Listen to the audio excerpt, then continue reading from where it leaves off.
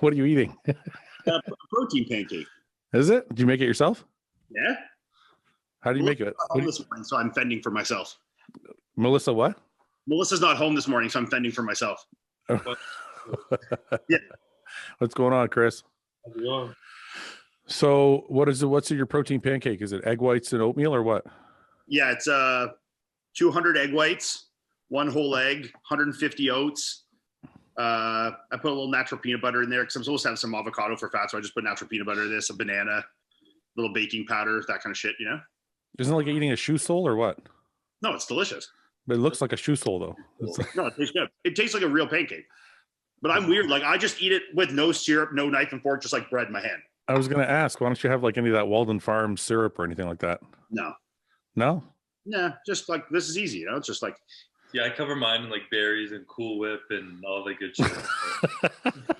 Big chocolate chip. He's related to Melissa, so. Yeah. So you guys are genetically just like eat whatever you want and it's fine. Well, I do low fat Cool Whip and sugar free chocolate chip. That works, I guess. I'd still get fat. I can't do it. So what's going on, man? You'd eat like 300 pancakes and be like, well, even though it's low cal shit, you'd eat like 200. I put like 50 grams of oats in it. So. What's going on this week? You got a new contract, so you're with JP now. Yeah. So how's that going? Good. Well, is that one of his shirts? What is that shirt? No, this is a Pure Muscle gym shirt. Oh, okay. Yeah. I haven't got any of the clothes yet. It's all it's supposed to be here. The DHL said it'll be here on the 3rd. So I'll get a shitload of it on the 3rd of February. So what else is new? What's going on, Chris? How are you doing? I'm doing good. I can't complain. I'm taking on acting this week, so that's been fun. Are you really? What are you doing? I have to do a commercial this weekend, like an actual commercial where I need to like play a role and memorize lines and shit. And he was upstairs the other day. Me and Melissa are getting ready to go to the gym. We hear him in the guest bedroom upstairs, and he's on like a Skype call with like the acting director, coach, and they're making him like role play, act out these lines. And I hear him, he's like, "This isn't for before video games. This is like." It's like a really. And then the guy's like, "Emphasize this word a little bit," and Chris is like, "Okay," like getting into it. Is this your first one? Yes, and it's like a role where I have to be like arrogant and cocky and very confident, and it's just like. I'm normally this like monotone, quiet, like person. So it's interesting, but I did that back in the day, and I started the first time I went. They didn't want me to do anything. They're like, just do some cable crossovers, whatever. I'm like, cool. After I think my 3rd or 4th audition, they're like, okay, here's a speaking part, and I just couldn't. I froze, man. I'm like, this is not for me. Like, I can't. I don't know. I feel like it's something you either have to do a lot to get used to it, or you're born with it. Because I'm like, I think it's something you're born with for most people. Yeah. Are you gonna be able to do it though? You think you're gonna come around or what? We'll get it done. It's like a minute commercial thing, and it's not like it's for my supplement sponsor. Oh, okay. They're just doing a really high production thing, like a funny skit thing. Yeah. So it's a little less pressure, but. So it's not. So this isn't something you're taking on as a new endeavor. This is just for your supplement company. Yeah, it's for my own like line I'm coming out with them, like my own signature line. He's doing a rom-com. So I'm like, I wish. He's the new teen heartthrob. Trying to step out of the phone, Yeah. So this is it. This is just the one commercial. You're not going to start going to do auditions and shit. Well, we'll see how it goes, and then I'll decide. Yeah. What's coming out? What's your line going to be made of? What are you doing with your line? It's just like a partnership with Jack Factory. It's coming with a pre-workout and protein to start. Okay. Pretty much let me formulate it, make my own labels, logo, and all that shit. And so is it like your line because you have a lot of say in what goes into it and what it looks like and all that? Like, is that your input on? They got designers and they sent them to me, and I worked with them on exactly what I want to look like. Yeah. And I went to the manufacturer. I said all the ingredients I wanted and everything, the flavors I wanted. So I just got to make it. That's awesome. How fun was that? It was a lot of fun. It was good. Yeah, I feel like designing the labels is the funnest part. For sure, yeah. I don't know if that sounds really bad, but flavors definitely took the longest. Flavor picking is a pain in the dick. Yeah, flavor's a bitch, man. We got I remember for our protein that we just came out with, I think I did like 6 revisions. Yeah, and it's all through mail. So like I got to call them, they got to send me more shit. Yeah, well, we did like 6 revisions, and then they sent me one, and we picked it, and it was good. And they're like, "Oh fuck, it's a concentrate, it's not an isolate." Oh fuck! We had to restart. It tasted way different. So yeah. The problem with flavoring though is it's so subjective. Yeah. Like you guys might taste it and be like, this is awesome. And then the next guy might taste it and be like, this is shit. Yeah. So like you're kind of with going with your best guess almost. It's so interesting how like palates are so different, like country to country and area to area. Cause like you go over to the UK, like the kind of shit they eat is like so much less sweet and the flavoring is so different. I know. Project AD that Melissa's with, like their flavoring is completely different than like A&S or Jack Factory's flavoring, you know? Yeah. Like it's just a different thing. Like I noticed way sweeter and like, you know? Yeah, I noticed that when I was with SciTech, they would do a lot of fruit flavors and shit for their proteins. Yeah. And I'm like, we don't do that here. Most of our stuff here is like chocolate, like cola flavors and like, like that's not a thing you do over in North America, really, you know? Yeah. So what's going on after your Olympia win? How's the Olympia win? The second win? How do you? I didn't get to talk to you about it. I guess not. No, I mean it was good. It was a little more relaxing this year. I found. My body was feeling better. I was feeling better, so I was able to enjoy it a little more. Did you know you were going to look 10 times better than the year before? Like, did you already have that feeling?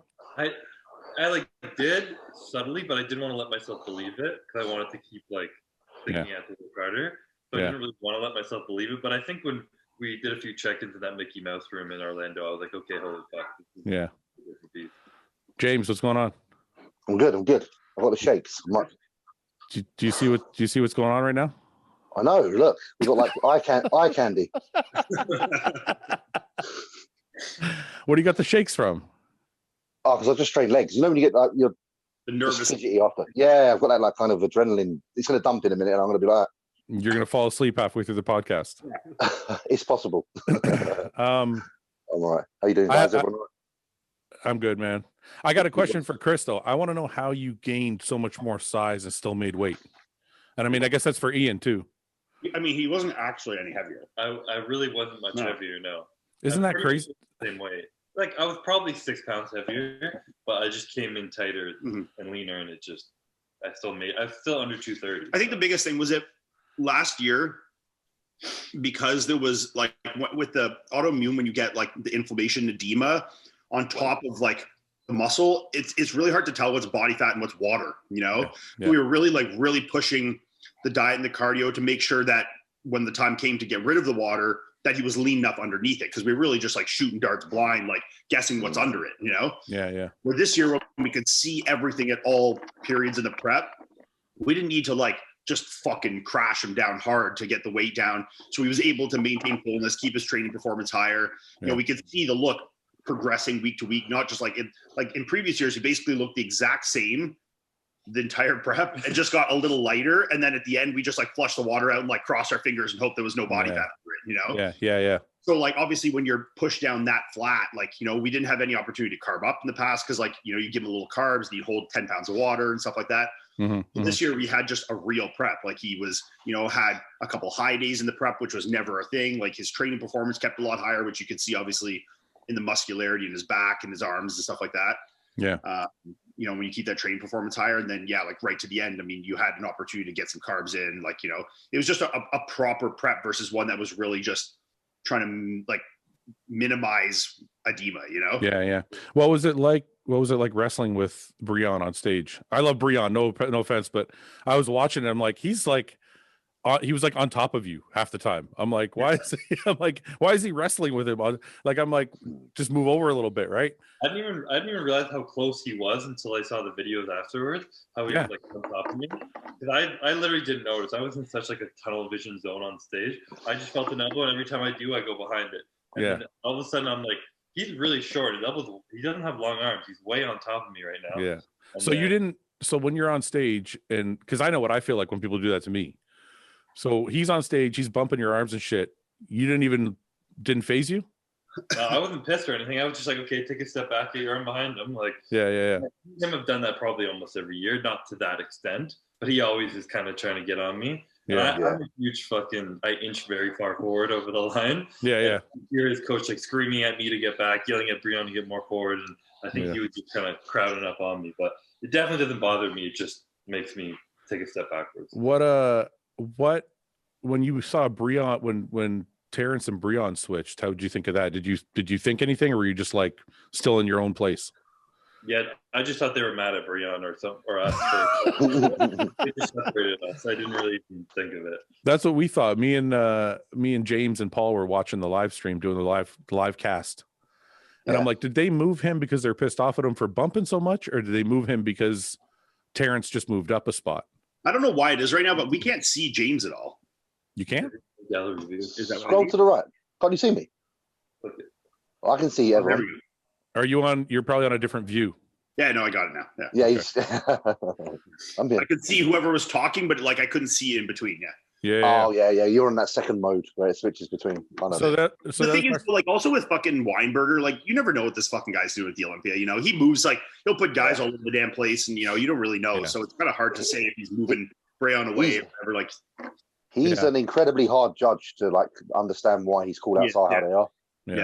Yeah.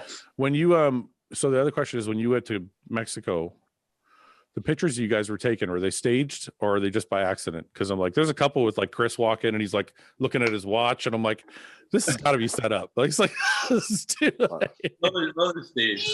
The one where I'm like walking my glasses on, like glancing with my shirt off. Okay, so you guys are all. That's not just like you in the norm. Like, that's just your normal habitat. That's like. I'm not that aesthetic. He's not that GQ. Yeah. Okay. I was gonna say, I'm like, what the fuck, James? What's going on with you, man? What's new this week? Same old, man. Same old shit. How's your leg day? Good.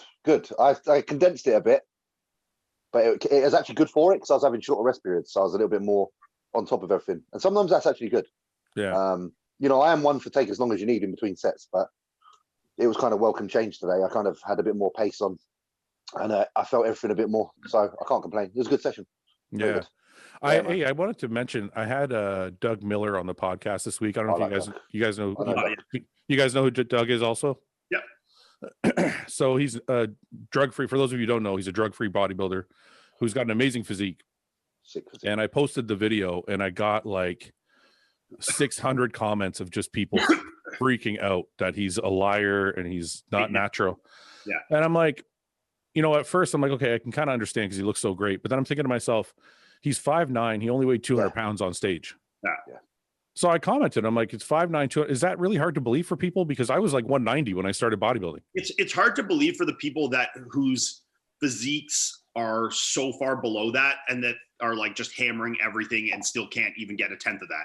For like anyone like us that has achieved a decent physique, we know that there's fucking freaks out there. You know, the Keons and these guys that turn pro naturally and were, you know, competitive naturally. Like, we know these guys exist. But is it, but sorry to interrupt you, but is it really a freak? Like, if you do it over 12 years, he said he did it over 12 years.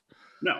He's 12 years. And when you talk to him, you can tell he's kind of crazy. He's like you, Ian. He's a little bit crazy. Like, he's like, never miss a meal, never miss a training session, blah, blah, blah. This is what I'm saying. For those average, like those normal, like 18-year-old kids that are pumping a ton of drugs and, you know, eating their dirty bulk diets and they're still 175 pounds, for them to like conceptualize this is almost impossible, you know?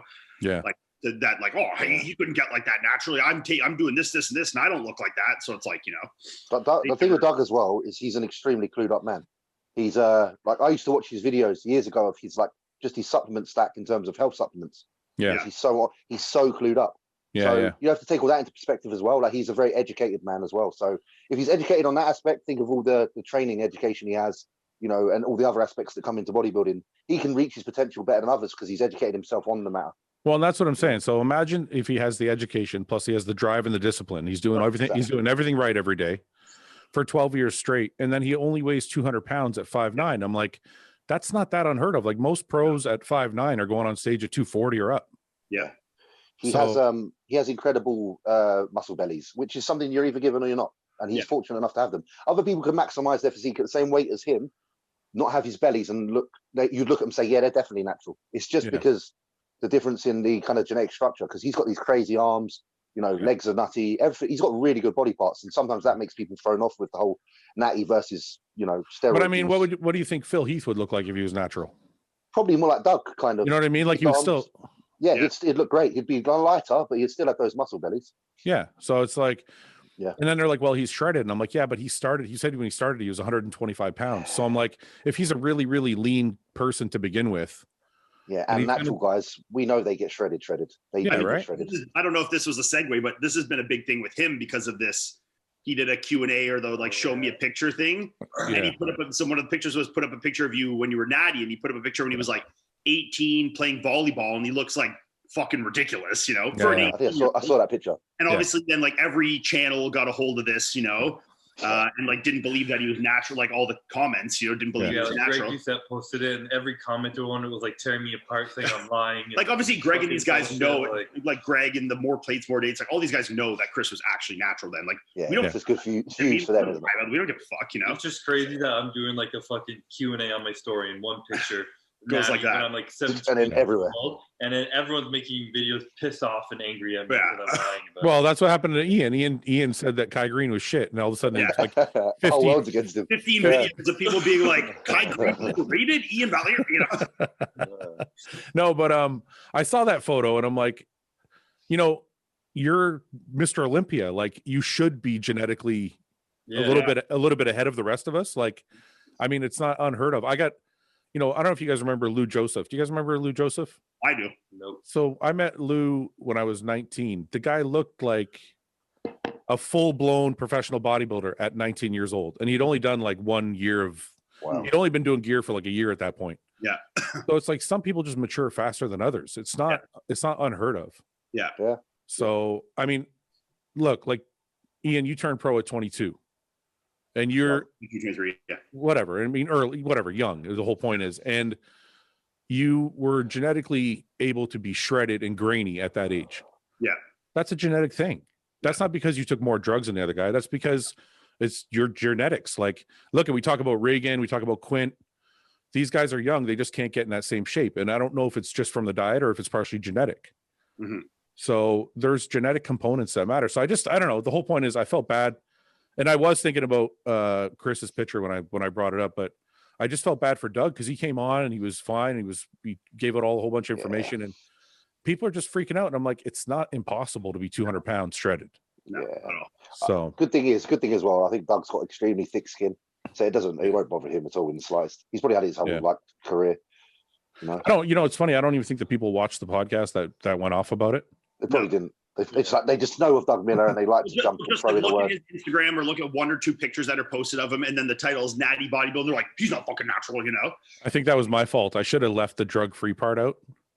Because I put the title was something like drug-free muscle building or something like that. I mean, you have to look at it from a channel perspective too. Like that's going to draw more people saying that exactly natural. So I mean, you did the right thing. It's just people that are just assholes, and you know. No, that was what I did last week when I said Chris Bumstead in the title. Yeah, he was on the video. In quotes, Chris says Ian's never missed a meal. I felt like doing a clickbait one. Why not? Yeah, that was funny. Anyway, listen, let's get into a couple questions before Chris has to go because I know he's not going to be here for long. So I'll try and find some stupid ones so we can see what Chris is all about. Here we go. If animals could talk, which would be the rudest animal? The rudest? I'm going to go with a hippo. You think a hippo would be rude? Dude, it's like the most vicious animal on earth. I would say like a fucking seagull. Yeah, seagull would be rude for sure. They're rude already. They're rude without talking. They take your chips. A seagull. Where the fuck out of all the animals you come up with seagull? All right, what do you? And they're like annoying ass, like, you know that guy's a fucking asshole for sure. James, what do you think? I was gonna say hyena. Yeah, the cackle. I think they'd be rude. They're arseholes. They're arseholes in the jungle, the Lion King, so they're gonna be arseholes in. Yeah. Ian, are you going with seagull too? Sure. Yeah, I'll just take it. That's a good one. Okay. No exotic animals here, just seagulls. Let's see. Favorite body parts to train first to last? First favorite to last favorite? Yeah. You want to go first, Webb? No, let Chris go first since he's leaving. He's our special guest. Let's see. Number one. This is given that I'm healthy and nothing hurts. I'll start with legs, and then back, chest, arms, shoulders. Legs, back, chest, arms, shoulders. Okay. I'm actually almost on the same page. What do you think? What do you think, James? I'm almost the same, but I think the arms and shoulders would probably switch. That's like me, yeah. I'd have arms as favorite. I hate shoulders. Yeah, most people find arms really boring. Yeah, arms is boring as fuck. I put that last. Yeah. So arms is last, eh? Yeah. Isn't that weird? I'd probably be like.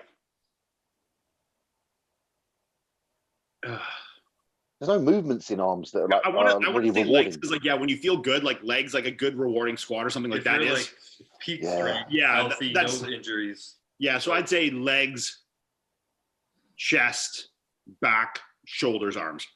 And then the question would be then, that's kind of like when you're, like you said, Chris, when you're healthy and off season, there's nothing hurting.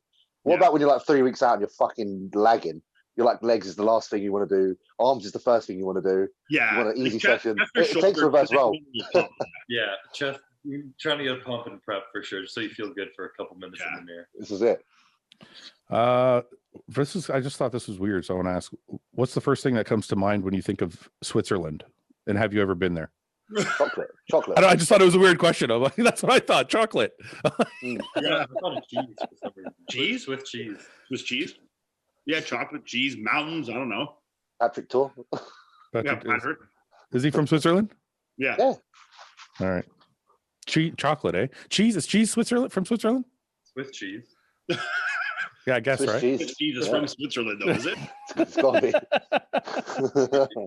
It's like English muffins aren't from like England, I know. Actually, this is a good one for Chris. Terrence Ruffin answered in his recent IG Q&A that there was one natty in this year's Olympia Classic top 10. Who do you think it is? And is he telling the truth? It was Chris. It was me. Chris. New clickbait title. Chris says he was natty. I'm totally going to do that. Chris says he was natural for the Olympia. It's going to blow up. Oh my God, this would get 1 million views if you said that. Is there somebody that was natural at the Classic Olympia? I wouldn't know. I don't know if I know. I can't think of anybody in the top 5 that would have been. Well, I think he top 10, didn't he? Was DeAndre Campbell, wasn't it? No, I think that's who we. No, but when he did and it was like a silhouette, I thought it was DeAndre's silhouette, but I didn't watch it, so I don't know what Terrence is talking about. But I can't. I might be talking my ass. I don't know. Who was 6, 7, 8, 9, 10? Do you remember, Chris? I don't remember who placed there. he's like, I don't know. On the spot. So I was first. Ask me who was even in the first call out on the day of the show. I wouldn't have known. Okay. Well, I don't know. I can't. Do you think it's possible? I guess we should go there first. I mean, possible but unlikely. But yeah. I mean, sure. I think it'd be possible. I wonder. Terrence wouldn't lie, so I wonder if somebody's lying to him and Terrence just believes him. Or maybe they're. I think Terrence must know the person well enough to make that claim. I would say so as well. Yeah. What is the best way? Skip that one. Where does Flex Wheeler rank amongst the all-time greats? Are there any Mr. Olympia winners you think he could have beaten? Bar Ronnie for obvious reasons. I got fucking lit up for this the other day on my Q&A. Someone asked me like Phil Heath versus Flex Wheeler, like their best ever, and I said Phil, no doubt. And like I got like fucking 100 responses, be like, "You're fucking retarded," I think it's my opinion, but well, I don't think the hams. It's the hams and the glutes. Yeah, 100%. Phil would beat him. There's no all the pictures people love of Flex Wheeler are like the most shadowed, crazy looking. Yeah, so much contrast. His waist is in a shadow, and he looked crazy. Obviously, well, but it makes him more crazy than he is. It's not only that. I think when he was at his absolute best, like if you think about like 93 Arnold, 93, I think he was like 220 pounds. 213. Yeah, like I mean, yeah. Like Phil is 30 pounds heavier. Yeah. With better conditioning. Yeah. More muscularity through the legs and the back. Like, I mean, it's not. I don't like. I see the comparative, and I see. From a structure standpoint, Flex has some advantages, but I think where he has the structural advantages, he loses significant headway from a muscularity standpoint. Yeah. I think Flex, the only poses the Flex would beat Phil on is the front double. Yeah. And the front lat. Yeah. And then from there, and abs a thigh. Yeah, and then from there, it's like, wow. Then, side chest, side pride, back double, back lat, most muscular. Phil would win all those. Yeah. Is there any way a previous Olympia could beat a modern day Olympia?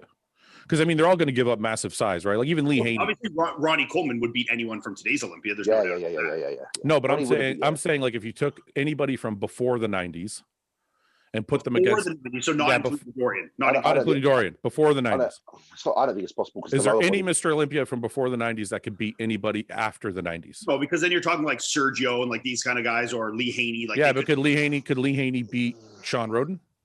Well, like Lee Haney, if Lee Haney was dieting in today's day and age, or like the Lee Haney that has stepped on stage? The Lee Haney that we've seen. No. Yeah, no. Can Lee Haney beat Brandon Curry? No.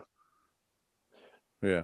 They didn't have to reach muscle, the right? same. They didn't have to reach that same level of hardness as people now.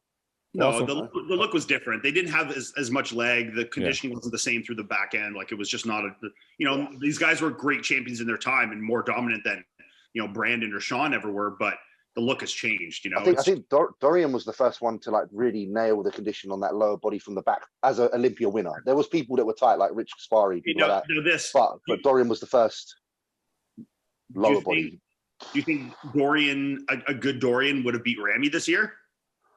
I don't think he'd have been able to stand next to him size-wise. I think. Holy fuck, that's a good one.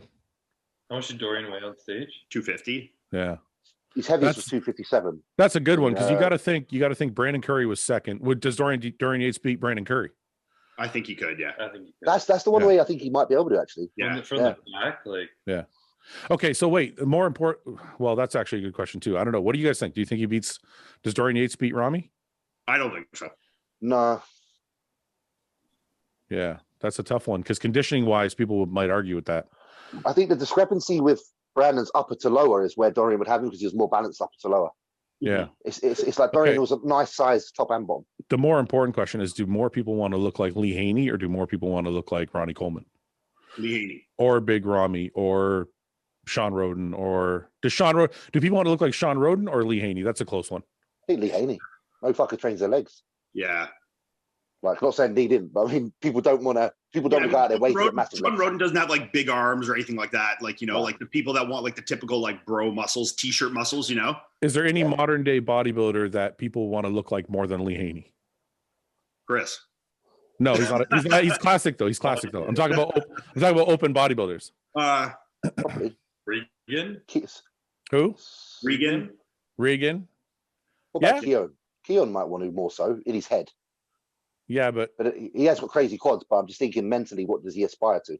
No, I'm thinking, do people want to look like Keon more than Lee Haney? I'm not talking about. Oh, Keon. Sorry, I'm saying Keon might want to look like fucking Lee Haney as well. No. I'm saying people watching, the fans of the sport. Oh, this Keon. Is there any modern day bodybuilder that they want to look like open bodybuilder that they want to look like more than Lee Haney? Because I think everybody wants to look like Lee Haney. Yeah, that's like in a tank top, like strolling down the beach, like that's like as good as the look as you're gonna get. You can still fit into like normal jeans. Yeah, and, like you're still fucking massive chest. Yeah, I like looking at Dorian when Craig posts pictures. Craig Swole puts the pictures on Instagram. I don't know if you follow him. Yeah, all the old school. I just like the old baggy pant Dorian, big jumper. That's what I want to look like. That's the look. I want to look like shit. I don't want to look good. But that's why that's why we're the kind of bodybuilders we are. It's man. I want to look like shit. That's we're doing some podcast here to cut off with a big beard and orange glasses. This is it. I saw the big Ramy Chris Bumstead pose down. How would that go? Oh, good. Yeah. Yeah. Did people run with that or what?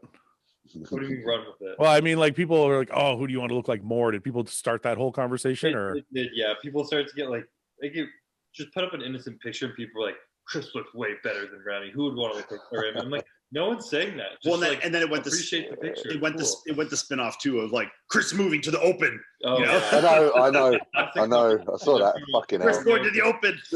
Yeah. You got to laugh at this industry. It's hilarious. It takes anything and just runs with it, doesn't it? Yeah. Yeah. The drama. It's all about drama, man. People love that shit. How do you cook your egg whites in a frying pan? Man. What? Like what's the options here? I don't know. Yeah, like with egg whites, what can you do? Microwave them? That'd be disgusting. Yeah, I guess it could be like you would do an omelet, you scramble it, Today's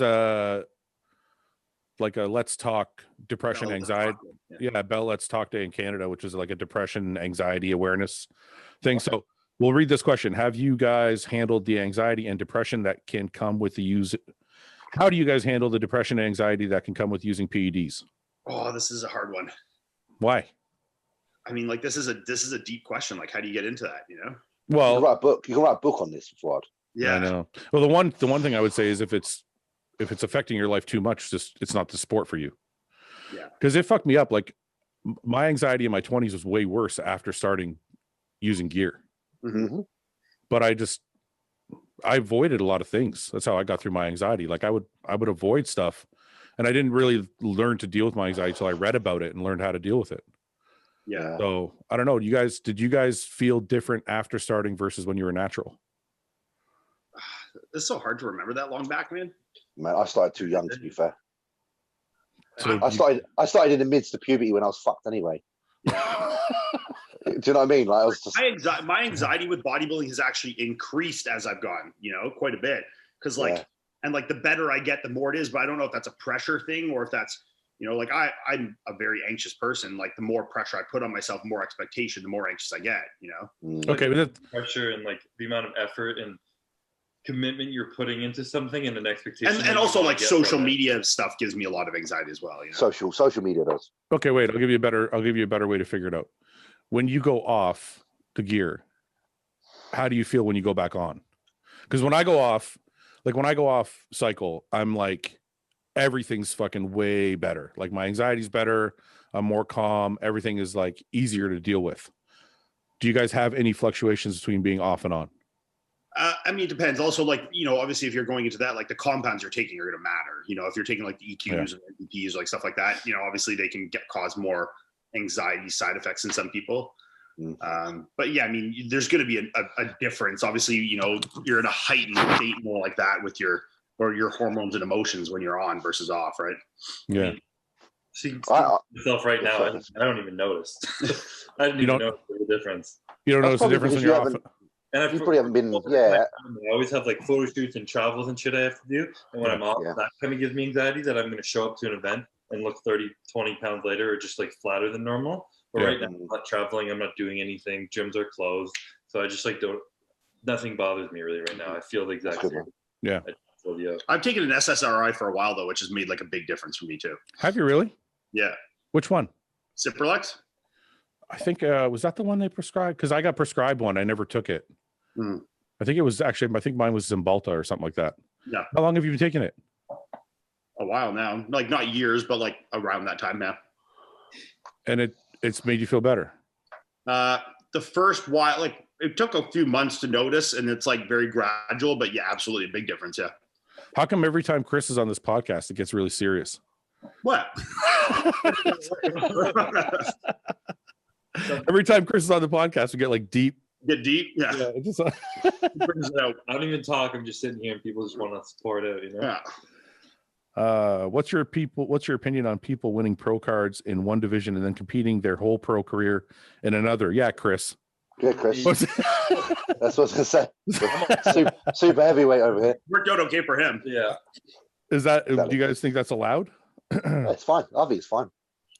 Yeah, I mean, you still got to prove yourself, haven't you? Exactly. Like you turn pro in men's physique and switch to bodybuilding. It doesn't mean you're going to do good, or vice versa. You turn pro as a bodybuilder and switch to classic. No one's guaranteeing your success. It's, it's the same argument with like the people with the shit about like the shows where it's like, coming second place in a class and winning a pro card. It's like, and they're still going to go to a pro show and come dead last. It means nothing. Yeah. The person asking this question doesn't have a pro card because you find out quickly when you have a pro card, it doesn't mean shit. It doesn't mean anything. No, it doesn't. Yeah.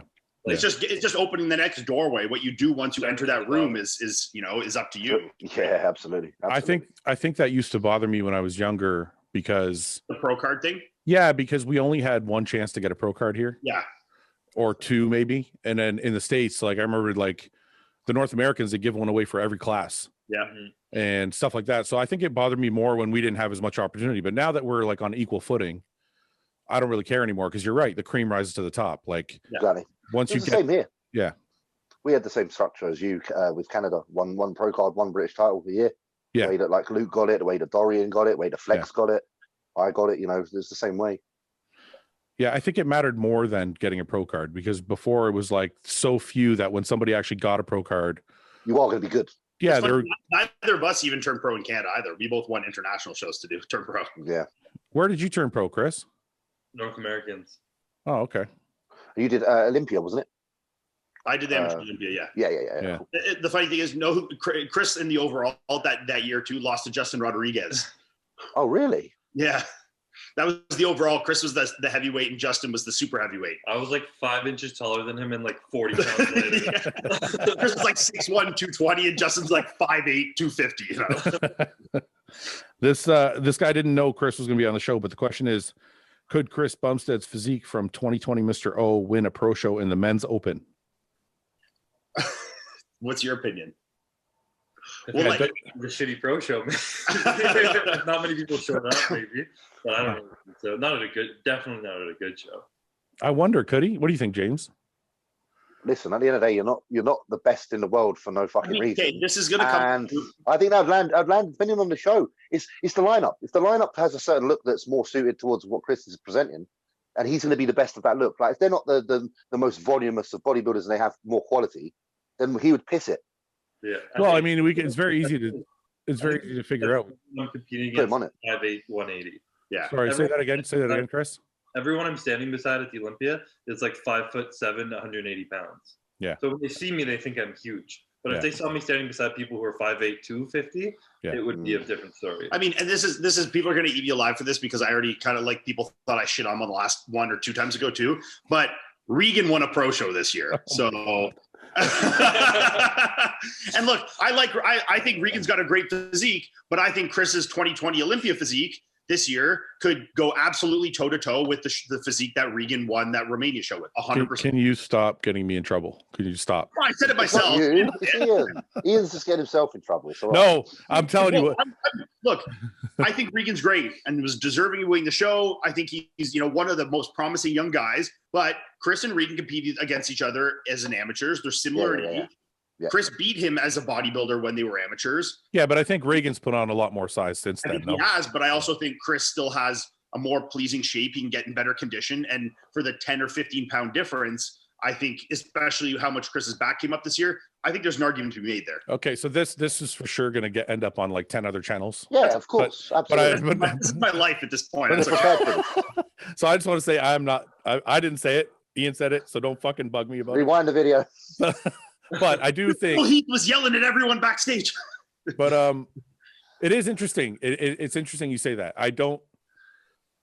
I'm really curious now because I don't know because Regan's put on a lot of size, man, and I don't know if shape is enough, right? Yeah, I mean, I did the Olympia with Regan. I don't think Regan this year at the Olympia was any bigger than Chris was at the Olympia.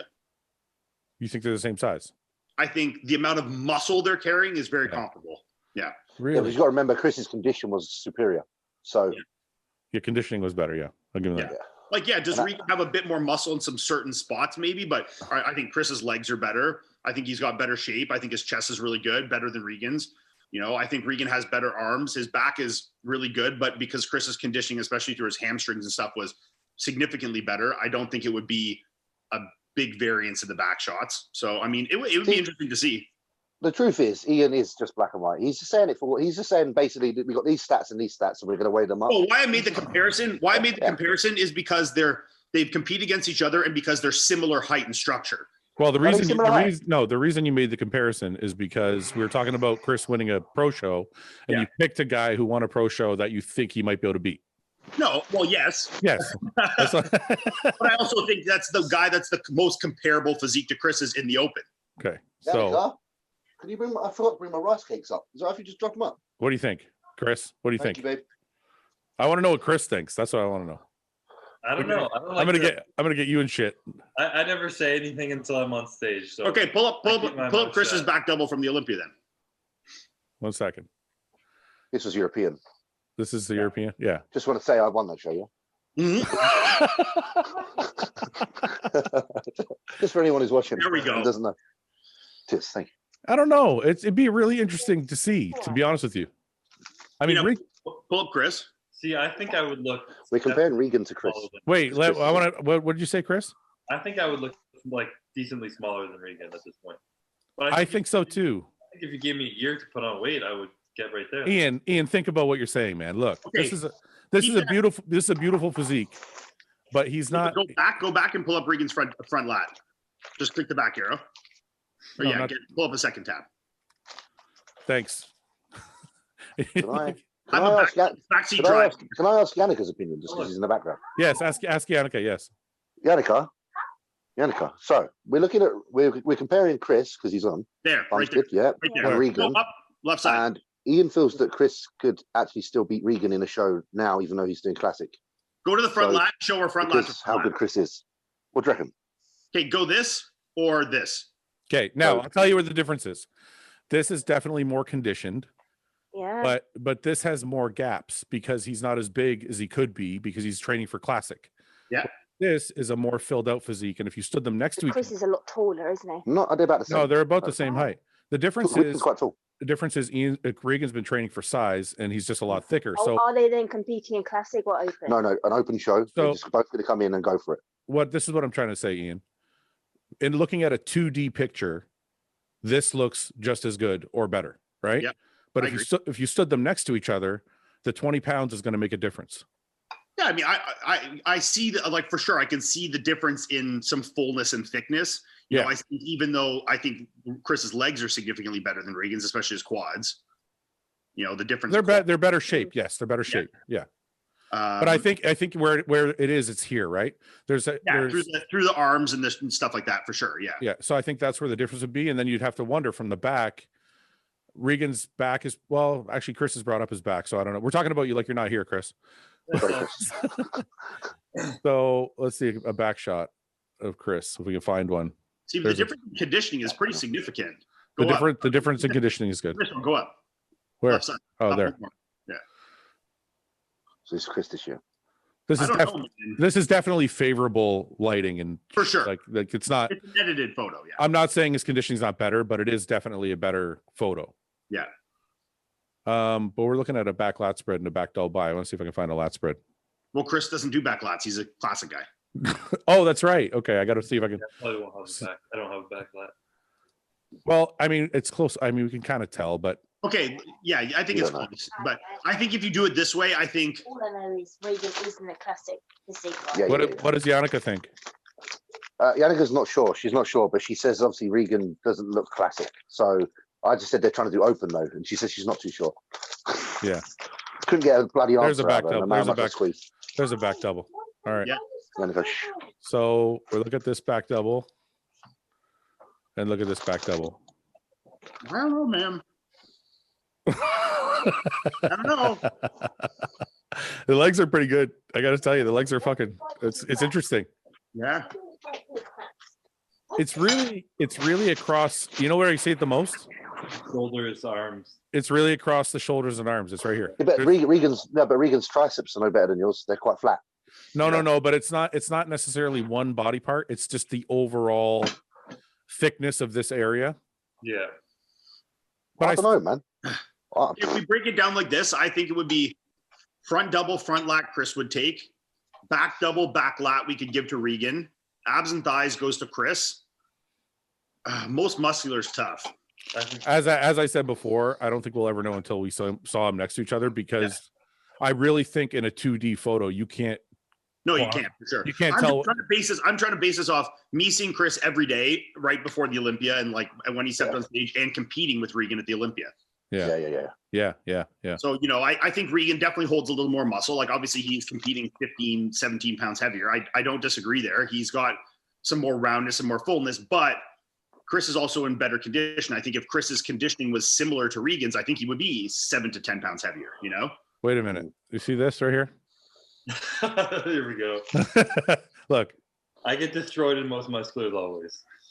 Yeah, but it's not the most muscular I'm trying to pick apart, Chris. I love you, man. It's just I just feel like there's more muscle, and that would be the difference. It's not the shape. Yeah. It's not the conditioning. It's just Chris has been training for classic. It's different. Well, I don't know. I'd like to see it. If I fill out my 240 weight limit, maybe it'll trickle into an open show one day. I'd love to see it. I really would. That's the title of this fucking podcast now. Chris, I might trickle into an open show one day. Chris, 10 years. That's going to be the title. Chris says he wants to do open. Yeah. Oh, that's great. Sorry, Chris, but you're going to throw him under the bus on that one. I'm ready for it.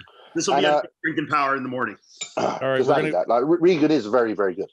Regan's amazing. Yeah. And this is every time this comes in, people are going to eat me alive, which I don't really fucking care. But this isn't me thinking Regan sucks or anything. I'm just thinking, you know, similar age. He's of the guys that won the show this year. No offense to Regan, he's, you know, not the upper echelon. I mean, he placed lowest at the Olympia out of those guys, really. So that's not me making that up. That's reality.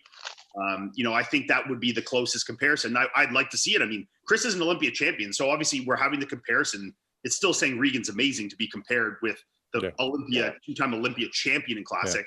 But I just think it's a really good line. And they've competed as amateurs together too. So I would like to see that for sure. Yeah. You haven't competed as, oh yeah, no, Regan did classic once and compete against Chris. Yeah, he did the year I was sick. Yeah. He did when he won New York. Yeah, he won New York and did the Olympia day. Did they compete against each other at the Olympia that year? Yeah, Regan came 8th or 9th, and Chris was 2nd that year. Yeah. All right. I don't know. We'll leave it. I'm not going to say anything. I'm just going to. I didn't say shit. I just put comparisons up. I didn't say anything. Ian says Regan sucks and Chris would in any class he ever decides to do.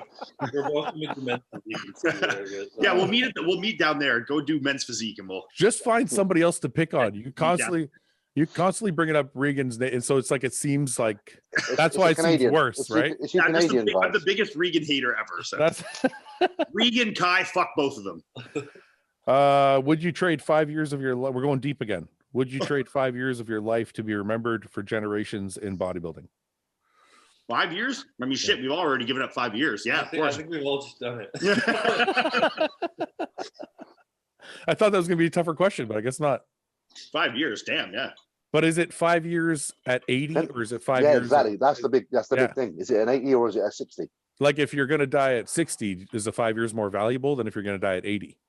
That's my fault. Well, yeah, because obviously percentage-wise, it's more. But I mean, yeah, see what I'm saying? But I mean, the difference of dying at 55 or 60 is like you're still dying pretty damn young either way, you know? Yeah, but that's what I'm saying. I'd rather have those 5 years. I would hang on to 60 if I could for that. Yeah. If it was 80, then it might be different. So when you started bodybuilding and somebody came to you and said you're going to die at 60 if you don't bodybuild or 55 if you do, you wouldn't bodybuild? Well, if that's going to be like the fulfillment of my life and where I get all my happiness versus working like a desk job, then I'd probably sacrifice 5 years. I'd probably take it too. That's a good point. And boys, think about when you did start this. You was already asked that question. I was. When I was younger, people were like, "You're probably going to die." I was like, "Fuck it, I want to be a good bodybuilder." Yeah. that was in the beginning. That's the mentality you have to get off the ground. Of course. Yeah. That's what gets you to this point of being a professional. Like, if a normal person is listening to this, do we sound retarded because we're like, yeah, we're taking a risk? A little bit. Retarded. We are retarded. On the flip side, to like extrapolate that more. So now, if it's we might have done this before. What if it's live to 55 or 60, whatever, 55, and be like the most famous bodybuilder ever, like the Ronnie Coleman, have that kind of history, or live to 80 and have like work the desk job? Yeah, we have done that before. I don't. Oh man, I think it changes as you get older. I don't know, man. I feel like I'm young, but if I'm trying to be mature and thinking of what will bring me more fulfillment, if I have a family and kids, if you got kids, it's going to change. If I have a family and kids, then of course 80. Because if we had Ben here and we asked him that question, he's going to say the 80 for sure. I think. Oh, you know that for sure. Yeah, you're definitely going to change your opinion based on how selfish you are or what you have, or you're responsible for. It's situational, isn't it? It's like I say, if you've got someone... you're only 55, so you'd be on the way out now. I got like 3 years to go. I'm out. No, I don't know. Because I'm actually thinking about that. I'm like, that's only 13 years for me. I'm fucking 42. I'm like, I don't know if I'm ready to die in 13 years. 13 years, that's not long, man. But Ronnie Coleman's life is pretty good. Well, I mean, it's not great now. I mean, he's fucking like crippled, but okay, fine. Switch it to Jay Cutler. Yeah, but Jay's we do this all the time. We do this all the time. Like so you would die at 60 to be Jay if you could have like Jay Cutler's success? I don't know, but Jay's already 50, man. That's like 10 years to be dead. Like, that sucks. I find it. You know what's the weird thing is, the older we are, the more we bodybuild, the more we kind of think, fuck health, longevity, shit. We better sort it out. Because by then, it's more real. Yeah, but the funny thing is, by then we've already done 20 years of smashing ourselves to pieces. Yeah. It's like fuck. Like, Fouad, do you feel like that? What do you mean? Sorry, I was trying to read the question. Like in the beginning, it's all get foot on the gas, go. It doesn't matter what the consequences are. Yeah. Then you get a few years into being a professional, you're like, shit, I need to start thinking about longevity. No, then we're like, fuck. I didn't. You think you do now though? Yeah, but now because I'm kind of retired, man. I went hard right till the doctor was like, probably shouldn't go hard anymore. Yeah, the doctor's like, you're gonna die. You probably take it easy. I was like, oh, okay, I'll stop now. But it's funny because that's what happens with most bodybuilders. They push because it's in our kind of mentality to do so. But then again, like we said, is that a necessary component for doing well? Of course it Fuck is. knows. Of course it is. I think if you're too calculated, I mean, well, maybe it's not. Chris is calculated. He's fucking successful. Yeah. Yeah, but my calculation is that I'm staying in classic physique because partly for health reasons. Like I'm very minimal with everything I do. Like I've started taking less shit over the years because I don't need to get away. I can get away with that because I'm in classic. Would you? So are you saying you would have been open if it wasn't for like health reasons? I'm just asking a question. I'm just saying. Chris says if he could take more drugs, he'd do open. If I had no health issues, the likelihood of me trying open after getting 5 or 6 Olympia titles would be higher chance. I see what you're saying. Okay. So that goes back and actually to James's question, which is interesting. Is it important to be a little bit reckless if you're gonna make it to the top? You need a little bit of that mentality, I think. Yeah. Yeah. It's horrible because we're not trying to teach that. Like we're not trying to say listeners be reckless, but from our own personal standpoints to get here, we've had moments of where we're kind of like, I'll do what it takes, and it is that whole Rich Piana, whatever it takes for a while. It was that mentality. But I also know in the last 3 years, I've become less and less and less reckless and more health conscious and reserved. Yeah. I mean, again, in classic, it's easier, but I've made more significant improvements in those time than I did. There you go. But do you think it's because you've put on the most mass you can put on, really? Like you're kind of in a place where you can't put on too much more size. So is it like easier to be more measured that way? Because if you're an open bodybuilder, you're like never big enough. You're constantly trying to get bigger and bigger and bigger. That's what you're saying. Because I'm in classic. Yeah. Like, I still have 10 pounds I can put on, but I don't need to. Yeah. Just and I know because of my health stuff and me being more reserved and the drugs and everything like that, it's forced me to put more effort into training and diet and everything like that. Yeah. That makes me totally respect people who choose to do certain classes because of that factor. Yeah. Mm-hmm. Yeah, I think that's a very fair answer to give when people say, "Why do you do the class you do?" Yeah. I just want to say, when I said reckless, I just meant when I say reckless, I mean, I think all of us knew there was some risks when we started. It's not like I don't mean reckless like somebody tells you not to do something, you do it anyway. I mean, like, because if my doctor says, hey, you got to back off this thing or that thing, I listen to him. But overall, there's going to be a general risk that we have all assumed, I think. Yeah, absolutely. What was the first man to milk a cow trying to do? That's actually a good question. How did that guy figure it out? Tell me. That's a good fucking question. Jeez. Right? Like logically, he definitely just saw a calf drinking. Yeah. And was like, what's it?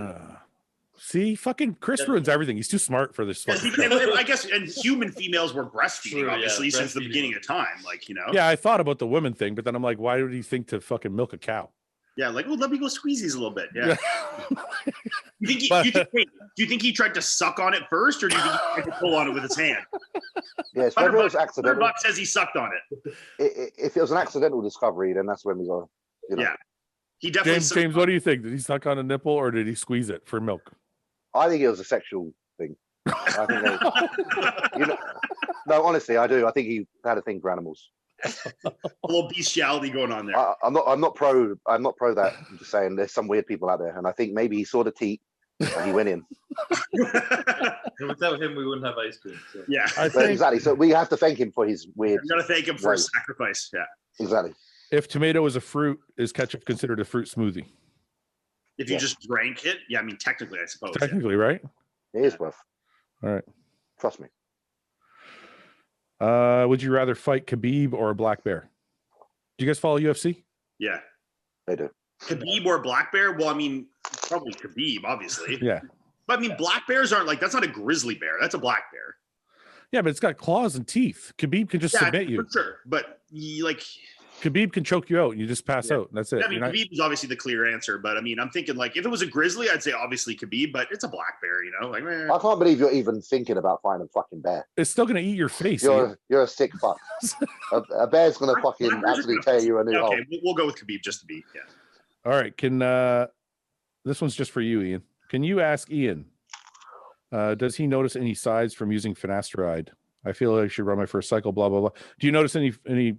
I get this question so much because I openly talk about the Finasteride use a lot. I personally have never had any. No, I mean I've used it since since March or April of 2013. So like 8 years now almost. And I can't even tell when I'm taking it. Like I don't notice it at all. Like obviously I noticed that I haven't lost all my hair yet. But like I don't notice any sexual dysfunction or like anything like that from it whatsoever. No. I've never noticed anything from it either. I took it a lot, but when I had hair, and I shouldn't have stopped. See, I shouldn't have stopped. I should have taken. I started taking it in 2013 before I'd lost any hair. Yeah. Does Chris use Finasteride? Yeah, I started late though. I lost all my hair in 2018. Did you? I was sick. I was taking corticosteroids and like an immune suppressant, and that made my hair fall out. And then after that, I panicked after taking it. I was going to say because you two have got nice hair, so it figures. It's gotten a lot worse over the years, but it's all right. Still kind of there. Man, this is really, really stupid, but I'm going to read it anyway. Would you rather pee dry sand for the rest of your life, or shit a big hard brick once a year every year on your birthday? Pee or shit a hard brick once a year? I mean, what does peeing dry sand feel bad? Like, wait, can I say something before you answer?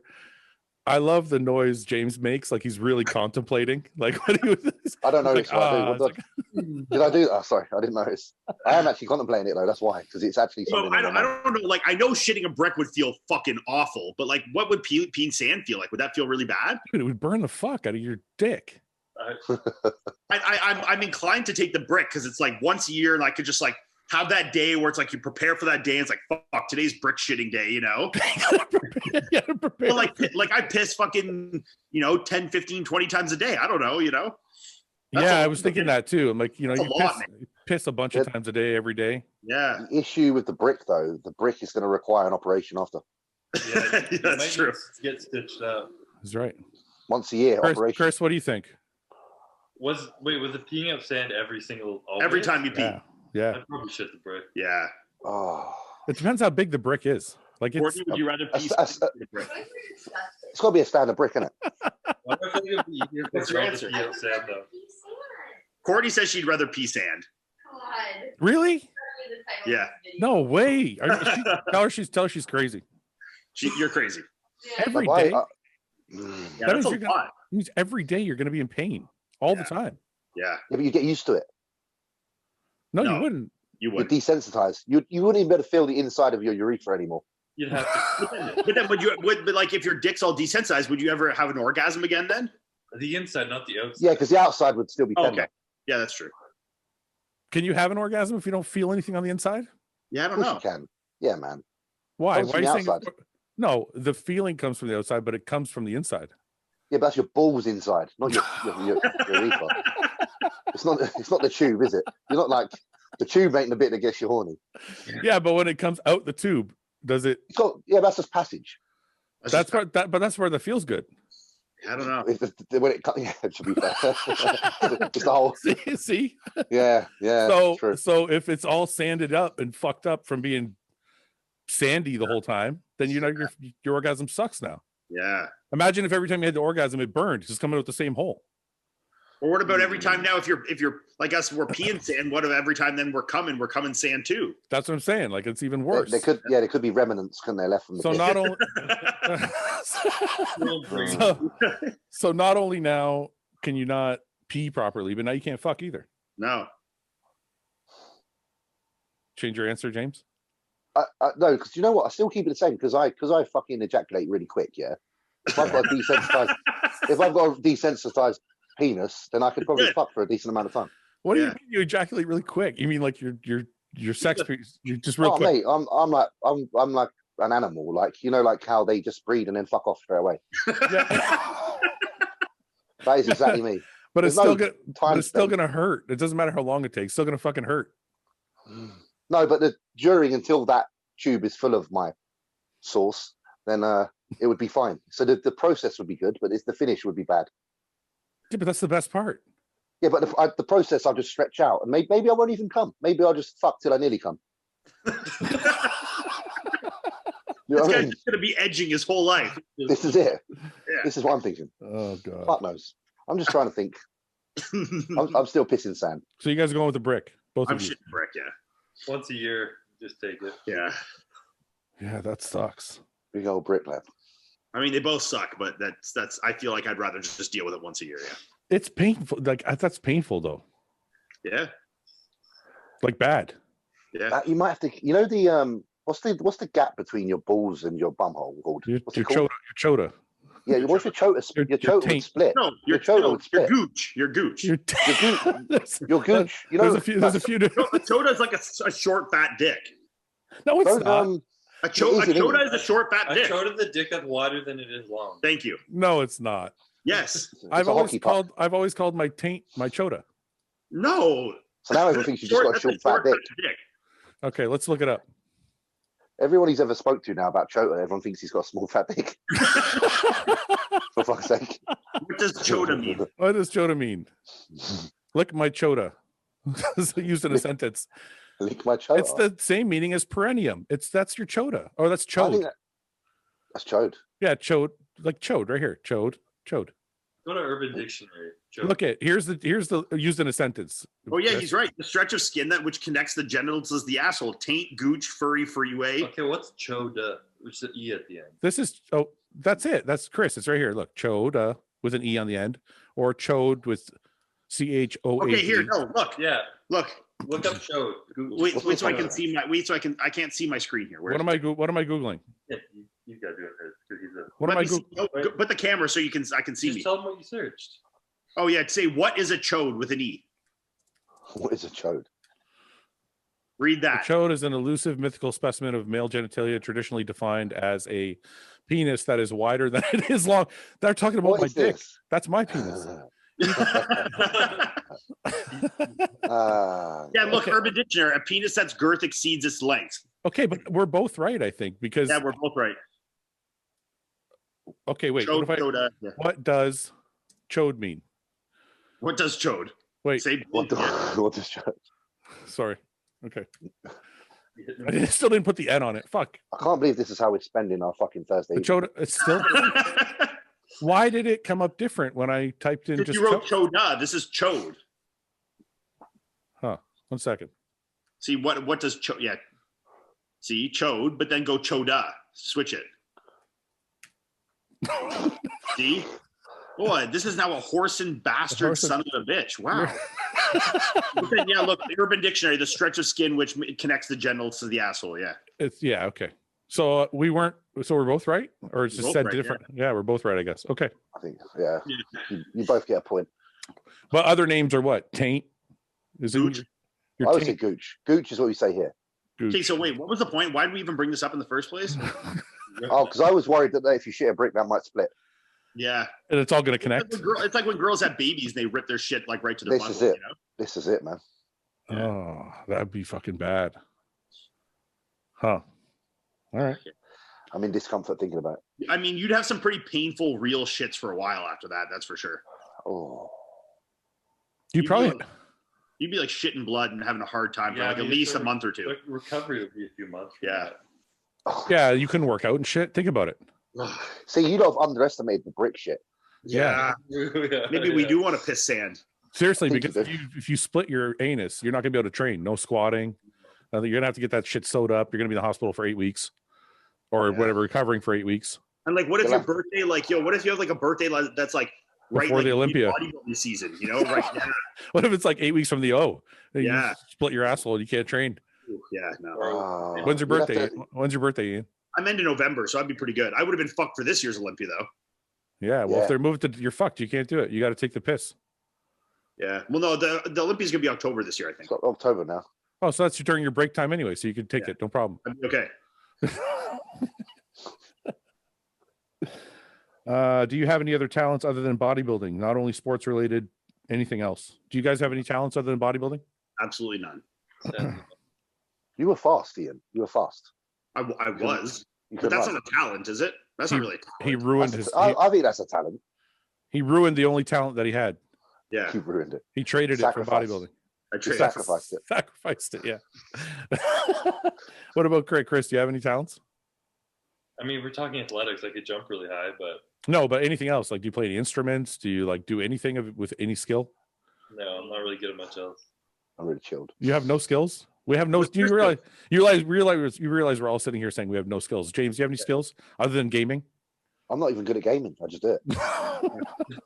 I'm shit. I'm actually really bad. I've got a really bad KD. You won't know what that means. Ian does. I don't know what that means. Kill to death ratio. It's kill to death ratio. So on games, I get killed more than I kill. Okay. You don't have any other skills? Did you ever have any other skills? But like, what skills are we talking about? Like walking on our hands, doing backflips. Like what? no, like piano, dancing. Instruments. No, like Luke used to play the drums. That's a skill. Okay, yeah. But he was a lot more skilled than us. Yeah. He was a more skilled man than we are. Yeah. I'm not very good at anything other than bodybuilding, and even that's questionable at times. I'm not really either. I think about it. Fuck, that's kind of depressing. No. Now's the time to take up a hobby and become I'm good at remembering numbers. That's a skill, isn't it? Yeah. Chalk that up. Yeah. What's the difference between a skill and ability? I don't know. I think ability is something you're born with. A skill, An something. ability. Yeah. You can A skill acquire is something you've learned or acquired. Okay. Dictionary Fouad. Like that. I'm guessing. I don't. No, that sounded exactly how it would be word for word. You say things with confidence; they sound right. So they do. They sounded so right. I don't know. Rank every major competitive bodybuilding coach. We did that last week. Didn't we do that last week? We did. Yeah. That was hard work. That was very hard. Stressful stuff. Would you rather eat raw rice or raw meat for the rest of your life? Raw meat. Raw meat. Raw meat. Yeah, 100%. What's that, Chris? Wouldn't you get sick? No, you can eat raw meat. Beef tartar. You couldn't eat raw chicken, but I mean, you could eat raw steak, raw fish for sure. Isn't there some cultures that eat raw chicken because they're like when they're born they eat raw chicken, so their bodies build up? Yeah. Polish people eat raw meat, raw beef. We eat raw. Lebanese people eat raw meat. We have a dish. There you go. That's raw meat. Because they usually have it tartar, they crack an egg on it and then eat that. Yeah. But like the option, like if you're eating rice, it has to be raw. If you're eating meat, it has to be raw. Yeah. And I would choose rice because then I would just eat potato and cook meat. Oh no. Like you have to eat it. You can't just Hey, you can't duck. Like imagine if you were eating raw rice, like you'd literally just be shitting out raw rice. Raw rice, yeah. It's like eating glass. Yeah, but you would develop like a natural Courtney has showed me some videos of people just who eat sushi like a couple times a year, getting long parasites that you have to shit out, rope worms and shit like. Really? People have been doing it for millions of years. We'll be okay. Sorry. Go ahead, James. I was just going to ask, have any of you ever eaten underboiled rice? It's disgusting. It is disgusting. Yeah. It's rank. Yeah. I dare you to go take a handful of rice and eat it, Chris. Just see what it's like. Just try it. Just try it. Because I'll go eat a raw steak. I would rather, like, for sure, there's not any comparison. Yeah, go eat a raw chicken breast and they'll eat a handful of raw. No, it said meat. It said meat. I could do beef. You can pick. Yeah. Yeah. Would you rather look 12 years older only from the neck up or only from the neck down? Neck up. Neck down? No, neck up. I don't want to look older in my face. I'm already already old enough. Just grow a fat fucking beard and cover off your face. That's true. You know? Yeah, but like if my face was 8 to 12 years younger, I'd look like I'm 18. Like that's looking pretty young, you know? Yeah. No, it's saying older. So from where you are right now, Ian, I'd have a 42-year-old face or a 42-year-old body. Yeah. Actually, I'd take the. Oh yeah, is that 12 years I've been bodybuilding? Because I'm at 42, I might be pretty good. Yeah, I mean for me, 37-year-old bodybuilder. He'll be 37. He'll be good. Yeah. You'd be like George Clooney. But I mean, my face, like, fuck, I already look kind of old. I don't want to add 12 years to that. 12 years older from the neck up or only from the neck down? Oh. From the neck down, I'd be 54. Fuck that. You have to look 12 years older from the neck up or the neck down. Down all day because I'll still be hot. Yeah. Courtney, as a girl, she said she would take the neck down all day. Yeah, but then things are going to start to droop. Yeah, you'd have that 54-year-old. But like your surgery, you can fix that, you know. Yeah. You'd have the 54-year-old Choda for it. Yeah. I don't want to get. I'm not going to be rude about. You shouldn't have picked Courtney. We could have talked about another girl. Then I could have said what I wanted to say. Oh. I wouldn't want to be 12 years. I wouldn't want to be 12 years older if I was a girl. I wouldn't want saggy boobs. Well, saggy boobs can be replaced though. Yeah. But I'm saying, like, what about your junk? Like your junk might be worse. Your junk. 39. Yeah. I don't think the junk's gonna look that different. You don't think so? Nah. No. The bum will. Yeah. Yeah, that's true. Your bum's gonna start to droop and stuff. Yeah. Chris, what do you think? Because she's your girlfriend. So what do you want? What, in a girl? Yeah, would you No, rather? no. Would you rather Courtney look 12 years older from the face up or the face down? I You mean, can do face down. We already talked about this. probably face down, but it's hard to say Oh because my God. the way she takes care of her skin, I don't think her face is gonna look different in 12 years. All right. See that shit? See that, James? Avoid Smooth. skin. Smooth as fuck. Are you He knew what he was doing. Are you taking notes? Yeah, man. He treats his woman right. Damn. Is it worth the cost of hiring a top level coach for your first show, or is it better to work your way up to the upper echelon of coaches as you progress in the sport? I don't think you should hire a top level coach if you're just starting, man. I think I think there's a lot of good coaches that are like not well known that are still good.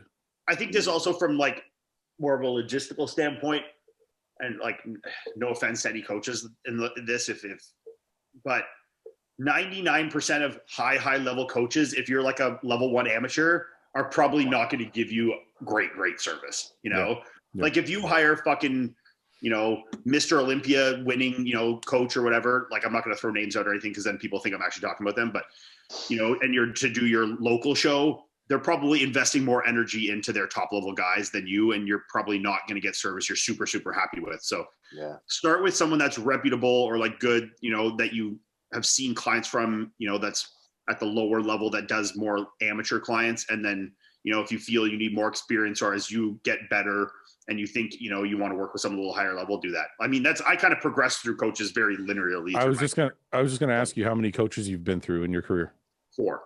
4. Chris, have you? So start with Greg. Yeah. So that's like, you know, like working with amateurs, not like a pro kind of guy. Then I worked with Dennis, who was good. And then I worked with Matt Jansen. And then I worked with Patrick. Yeah. And Chris, Ian, you've always been Chris's coach, right? He's only worked with me. Yeah. James, how many coaches you got? You're counting on all your hands. I know. I'm a slag. It's like terrible. Steve Avery was my first coach, my friend Steve. Then it was my friend Nathan Harmon, who used to prep Sean Tavernier. He's a good bodybuilder. Came 5th at the Olympia in 2012. Yeah. And then it was Jordan Peters. Turned pro with Jordan. Phil Viz. Worked with Vecito for a show, and then obviously Patrick. 6. I think I got you beat. Have you? I think I'm a bigger whore than you are. Yeah. Well, you've had longer to be the whore. Oh, that's true. You might still be more. I'm not at the end of my whoring yet. I had a local woman named Anita. Then I worked with Laura Benetti. I don't know if you guys remember Laura Benetti. She was a pro female bodybuilder. And then after Laura Benetti, I worked with Chad Nichols, then Hani Rambod. Then I worked with Salim. Do you guys remember Salim Satir? Yeah, I do. Yeah. I worked with Salim for a little bit. Then I worked How'd you like Salim? He was good? The science doesn't match the training. That's the problem. Yeah. Sorry, not training. We did almost a keto version of a diet. And I didn't really look full or good on stage. I think he's really smart, but like I said, sometimes I think you have to be able to mix the bro science. I agree. I work with Fockery for one show. And in Meadows. I got 8 right now. Yeah. I think 7, isn't it? All right. Maybe I got 8. And then I got Dennis James. And I work with Chris Aceto. I got 10 coaches. You've been around the block, man. I've been around. I guess I'm 4, but then like I didn't, you guys counted them. Like I had, you know, my first couple shows, like just like my buddy Hassan Jama helped me for a few shows, like, you know, and a local guy, Freddie, like helped me for a show or two. So, I mean, but they weren't like full hands-on coaching like Greg or like, you know what I mean? It was like, you know, they'd help me out here and there, but I wasn't saying like consistent progress pictures or like anything like that, you know? Yeah. I always left, and this is why, going back to Ian's point, that's such a good point. I kind of left the coaches I left at the times I left them almost because they didn't have time for me. Yeah. The main ones anyway. Like when I left Chad, it was because he was so busy with so many different athletes. Even though I was a pro, I was at the bottom of the totem pole on his pro roster. No. And then the same thing when I went to Hani, you know, Hani's training Phil, he's training all these different people. I don't think I was at the bottom of the totem pole, but I wasn't near the top either. Yeah. So you don't get the attention that Ian was talking about. And so for those reasons, I moved on to other coaches. Oh, makes sense. Yeah. Makes sense. worst advice you've been given when it comes to the gym? Oh, geez. Chris, you want to start with that one? That's hard to think about. Yeah, I need a minute to think on that one. You have one that comes to mind, Fouad? Do I have one that comes to mind? Worst advice when it comes to the gym? I don't think I've ever really been given bad advice. I've tried everything. I can't really remember being like given advice for the gym. Yeah. Well, I mean, I've talked about different. No, but I mean, I've talked about different strategies with people, like longer rest periods, heavier weight, or shorter rest periods, fucking more volume. Like I've had all, but I've tried all the different scenarios. Yeah, I've tried them all. Yeah. I don't think anybody's ever given me bad advice. Just talked about different strategies. I mean, it's not bad, but I have different strategies. I've spoken to or gone to like train with someone who was like an elite trainer. I won't say a name. Yeah. And they were just like, they were helping my workout, making everything so technical. Like you were talking about so much thinking. And I was like, I started thinking so much. I was like, I would actually hate working out if I had to think this. I know who you're talking about. I worked out with him too. I think I know who you're talking about. I'm not going to say it, but no, I know exactly what you're talking about. Could be the same person, maybe not. I worked out with somebody extremely knowledgeable, but he had me moving in so many different ways, like do this with your stomach and do this with your hips and do this with your, by the time I was done thinking, I couldn't feel what I was doing. Yeah. So it's like, I wouldn't consider it bad advice, but like Chris said, it's just a different kind of thing. Over analysis. Yeah. Over analysis. Yeah. James, anything? Nothing I can think of, to be fair. I'm afraid. If it is a 50 mile per hour wind and you drive your car at 50 miles per hour downwind, if you stick your head outside, would you feel the wind? So wait, you're driving with the wind? You'd feel it against driving with the wind. You're doing 50 miles per hour. The wind is going 50 miles per hour, and you stick your head out the window. No, you wouldn't feel it. Do you feel anything? No. Well, you would still. I think you still would feel something. No, you wouldn't. It's probably a really basic answer. It probably won't, but yeah, I feel like you would still feel something. I think Chris is right. You wouldn't feel the movement of the vehicle you'd still feel some kind of air pressure against you. No, because it's moving with you. Yeah, but that's the wind is moving with you, but there's still pressure. There's still pressure in the air. The car's moving this fast, the air, everything moving like this. You'd stick your head out and it would just be like nothing. But you'd still have air resistance, even though there's wind. No, but the wind is pushing the air resistance. You're moving with it. You're moving with it. You're thinking of, Ian, you're thinking of driving on a highway and the wind moving against the car. No, I'm thinking of moving with the car. Yeah, but if it's moving with the car, then there would be no pressure. There would be no resistance. Yeah, you wouldn't feel fuck all. You wouldn't feel fuck all. You wouldn't. You'd stick your hair out and your hair wouldn't be blowing in the wind or anything? Not if the wind's behind you pushing the same tempo, same velocity as the wind of the car. Interesting. Surely. That is a funny one. I like that. I don't know. Think of if you're driving 3 kilometers an hour and the wind's going 3 kilometers an hour and you stick your head out the window. Like, have you ever been on a boat, and the boat's going with the wind and you can't really feel fuck all? It's like, oh, okay. Yeah. I have. I think I have. I can't remember a scenario that I've had that's like this, but I do think you wouldn't feel anything. I think based off what you guys are saying, I want to agree with you, but I think you would still feel something. So in my head, I just don't think it would be that in practice. Well, in too practice, much. you would never find wind the perfect. But I'm saying even if you did, I think you would still feel some sort of air resistance. It would never be like that. You need to go in a wind tunnel and drive. Yeah. We should arrange this. Anyone in the comments, if you got a wind tunnel, hit us up. Big ass. Please. Give us a voucher for a free day in your wind tunnel, please. Yeah, we'll let you train with CBum if you. Yes. Let's just use Chris for everything. You can have a signed photo and with CBum. Did you see what happened in his comments, by the way? No. Comment thing? Oh my god. So someone put in the comments like, how many likes do I got to get on this comment for you to fly me out to Ottawa to train with you?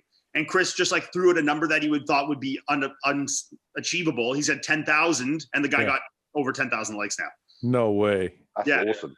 Because Strength and Power and all these pages went and reposted and said, go like it. He got to 9,800 on its own. Yeah. And then some people posted it and now he's way over 10,000. That's so crazy. So are you flying him in? I've been messaging him. I'm like, we can't fly him because he's from the US. But like next time he's from Virginia, I think he said. So next time I'm like in that area, I go to Jersey a fair amount. I'm gonna try and bring him down and get a workout in the head. Isn't it funny when you throw out a number that you don't think you're gonna ever get and then it happens? Yeah, So- I did not. After 24 hours, it was at like 2,000, and somehow it kept climbing. Yeah, he told me after like a day or two, and it was at like 4,700. I'm like, oh, you're good, man. Like if you're not even halfway there after a day, like there's no way. But then a couple pages caught wind, and like some other, those things are like always exponential. Like once more people see it, then it's just like, Yeah. So it just like once it got a hold of the internet algorithm, it was just he was fucked. I don't have the following Chris has, but I was like, me and Paul made a bet or something like that. And then I said, if you guys want to see Paul slap me, or I posted a post and I said, and I said, if it gets to 1,000 likes, I'll let Paul slap me. He didn't slap you hard enough though. No, I know. But the point is it got to 1,000 likes in like half an hour. Yeah. I was But like, 1,000, man, like 1,000. No, it wasn't. Was it 1,000 comments? I think it was 1,000 comments, which is not normal for me. Yeah. Yeah, comments. That's a lot of comments. That's a boatload of comments. It was something crazy. And I'm like, because I put something I thought I would never get, right? Like fucking half an hour, 45 minutes. I'm like, what the fuck? Yeah. I'm like, why does everybody want to see me get slapped? I'm like, that's not very nice. So would you rather win the Olympia 4 times, but every time you win is against average or below average Olympia lineups, or win it once against the best Olympia lineup ever? 4 times. Once. I win it once. Really? Oh, this is interesting. Yeah. I win it once. Why, James? Because I want to do an Eddie Hall and do it and get out. I got to do other shit. I could see that, but I think in 20 years, nobody remembers the lineup. They just remember the F4 Olympias, Do you look the same? Like, would you look the same in both positions? Yeah. Do you look just as good? I get. I'm gonna say yes. It doesn't say, but I'm gonna. Then 4, wouldn't you? I'd rather win 4, man. Yeah. Get 4 times $400,000. I'll take it. It's a big chunk. It's a big chunk of money every year, James. It's a lot of money there. So I mean, think about that. That means all the rest of your money throughout the year could just go to whatever the fuck you want because you got a big fat nut coming at the end of the year. Yeah. 4 Olympias it is. Okay, wasn't very hard to sway your opinion. Literally just changed me like that. Do you think the person that with a high metabolism needs to eat more junk food, or do you think that he should overeat a lot of clean food, which will make you have a bigger stomach? This is actually a really good question because I get this all the time with people. So I'll use Guy Cisternino as an example. He says he can't gain weight, so he has a cheat meal like every single night. Well, if you don't eat enough. And I'm like, get rid of the cheat meal, change your diet, eat more clean food. But is there people that need to eat some junk to put on weight? I just can't, I have a hard time ever seeing the correlation between people that add in more junk and it actually rendering more muscle tissue. Yeah. It's like calories, blah, blah, blah. But I never see that it results in anything beneficial. No. And I think that once they diet down, like the people that are eating more fast food, that weight dissipates very quickly. Absolutely. This question was also worded saying that if you eat more clean food, I feel like it's assuming that you're going to get a bigger waist. Yeah, but that's not. Yeah. I do not think that there's anybody out there who's struggling to eat weight who's eating more than Iain. And he's got small waist. It's shrunk. So I was going to ask about that because I'm like, he assumes automatically that if you're eating more food, you're going to have a bigger stomach. But I'm like, clean food's never fucked up my stomach. It's the binging with shitty food that's fucked up my stomach. It's the shitty food that fucks up your digestion. If you're eating shit, you're constantly bloated, and you can't shit properly because you're eating junk food. That's going to blow your weight. And you can find calories from sources like avocados, shit like that. Like if you don't want to increase the volume of your carbohydrate intake, then you can obviously play around with other macronutrients. Some healthy fats, yeah. So you know what I also think is, I think people attribute the stomach thing to either drugs or food.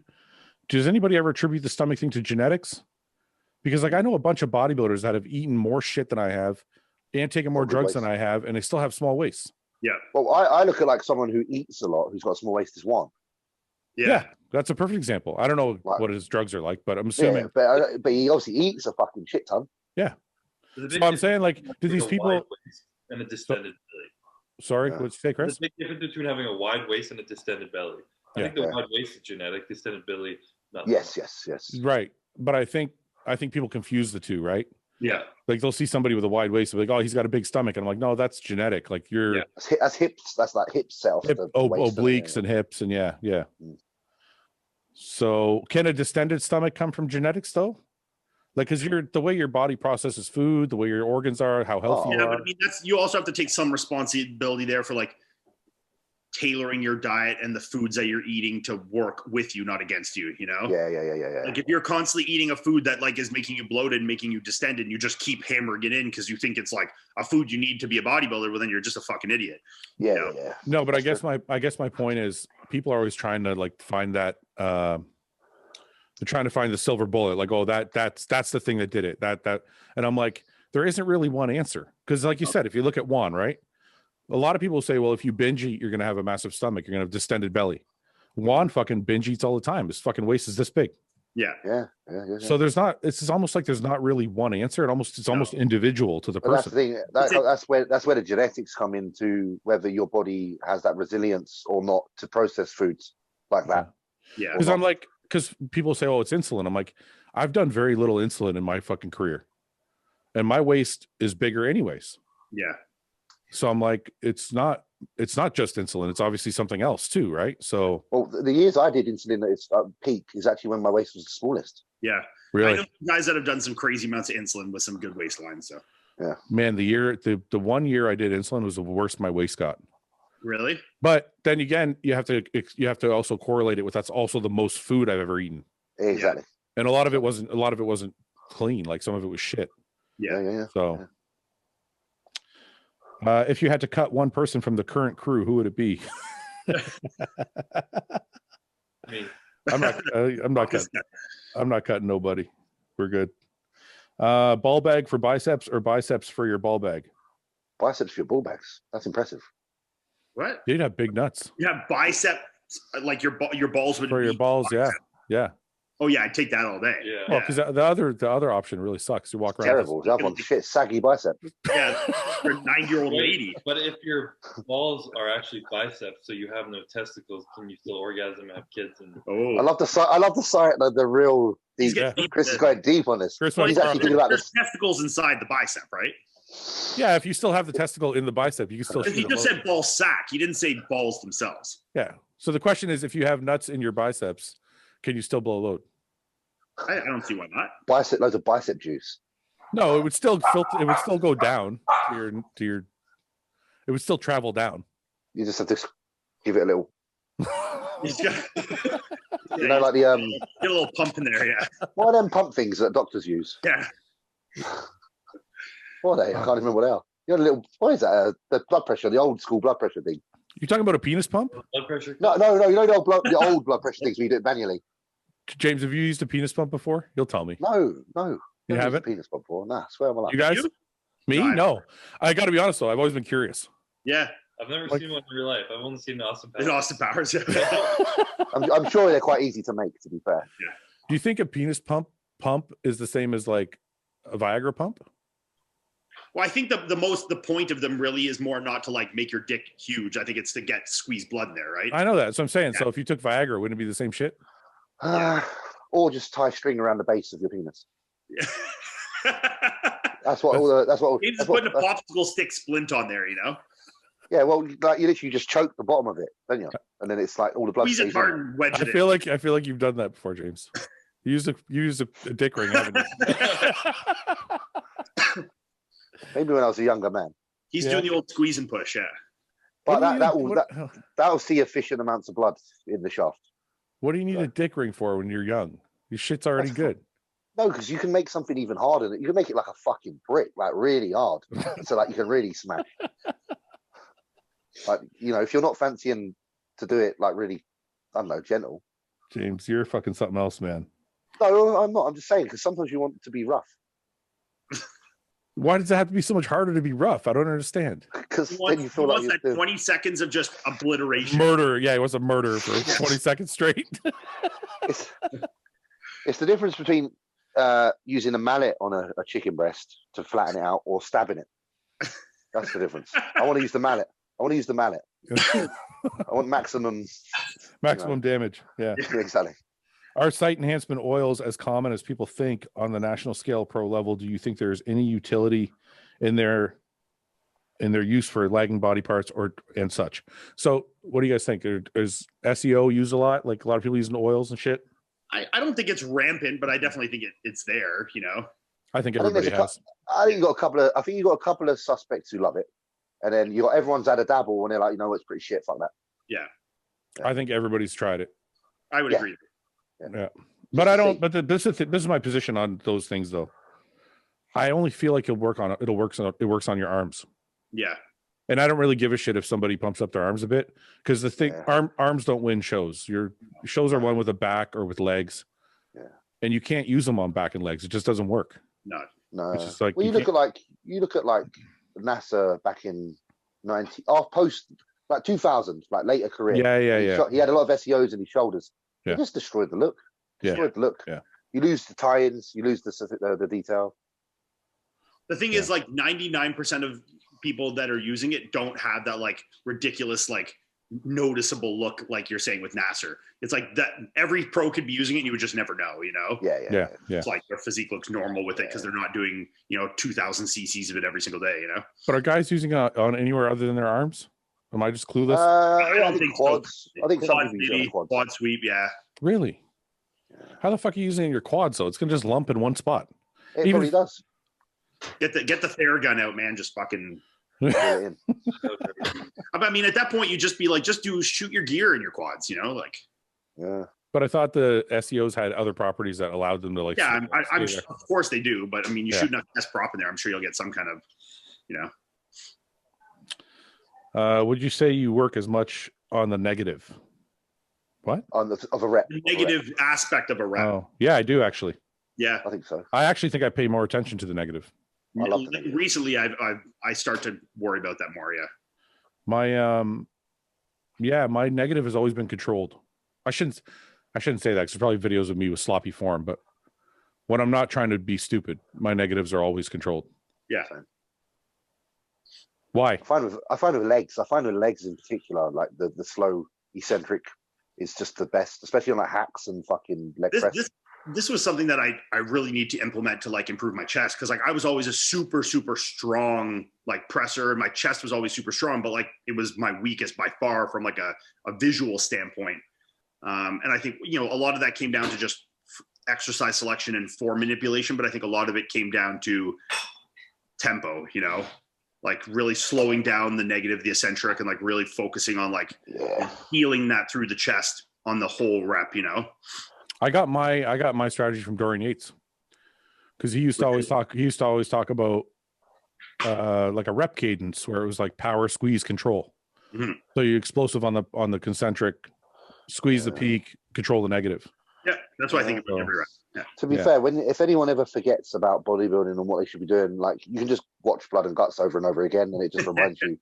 It just reminds you of all the basic shit: the tempo, the intensity, the exercises that you selected, like just form.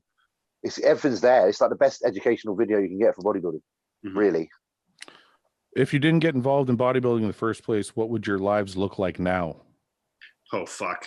Jobs, place of like where you would live, etc., etc. James? I'd be a bum. I'd be an absolute bum. I wouldn't even have a job. Seriously?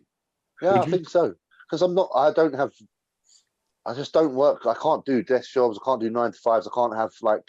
Yeah, I'm kind of in the same boat with James on this one. Yeah. I had to do bodybuilding. It was the thing. It was like I need to be my own man.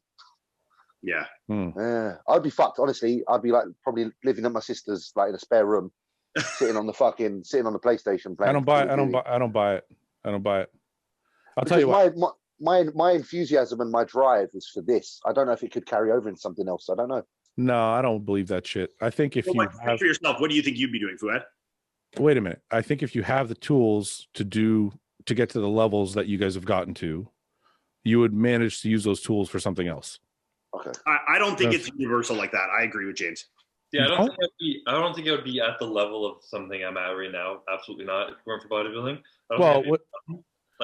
I was still in school, and I didn't think I was going to become a professional bodybuilder really at all until I was at the Olympia.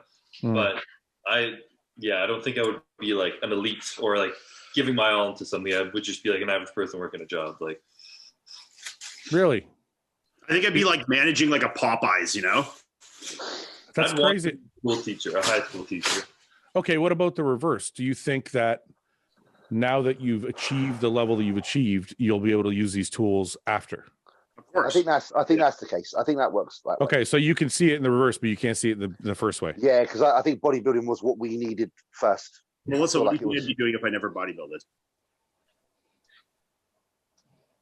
Some sort of entrepreneur. You think so? Yeah. See, that's what I said. I do. See what Chris said is not really completely what I said, because Chris is saying he wouldn't be at the level he's at. I don't think I would be either. Like at some point in my career, I was top 20 in the world or better. You guys are top 10 in the world. You know, Chris is the best in the world. It's going to be hard to be the best in the world at anything else, right? Like we've entered a space where it's maybe easier to get to that level than it would be to say like you're the best businessman or whatever in the world, right? Yeah. But I'm just saying, I still think you would see, I think if you're able to be successful at something, you can use that same energy to be successful at something else. I mean, in theory, I hear what you're saying, but I hear what James is saying too, because that resonated with me a lot when he said that. It's like, this is only for this. Like, I feel that. I understand what he means, you know?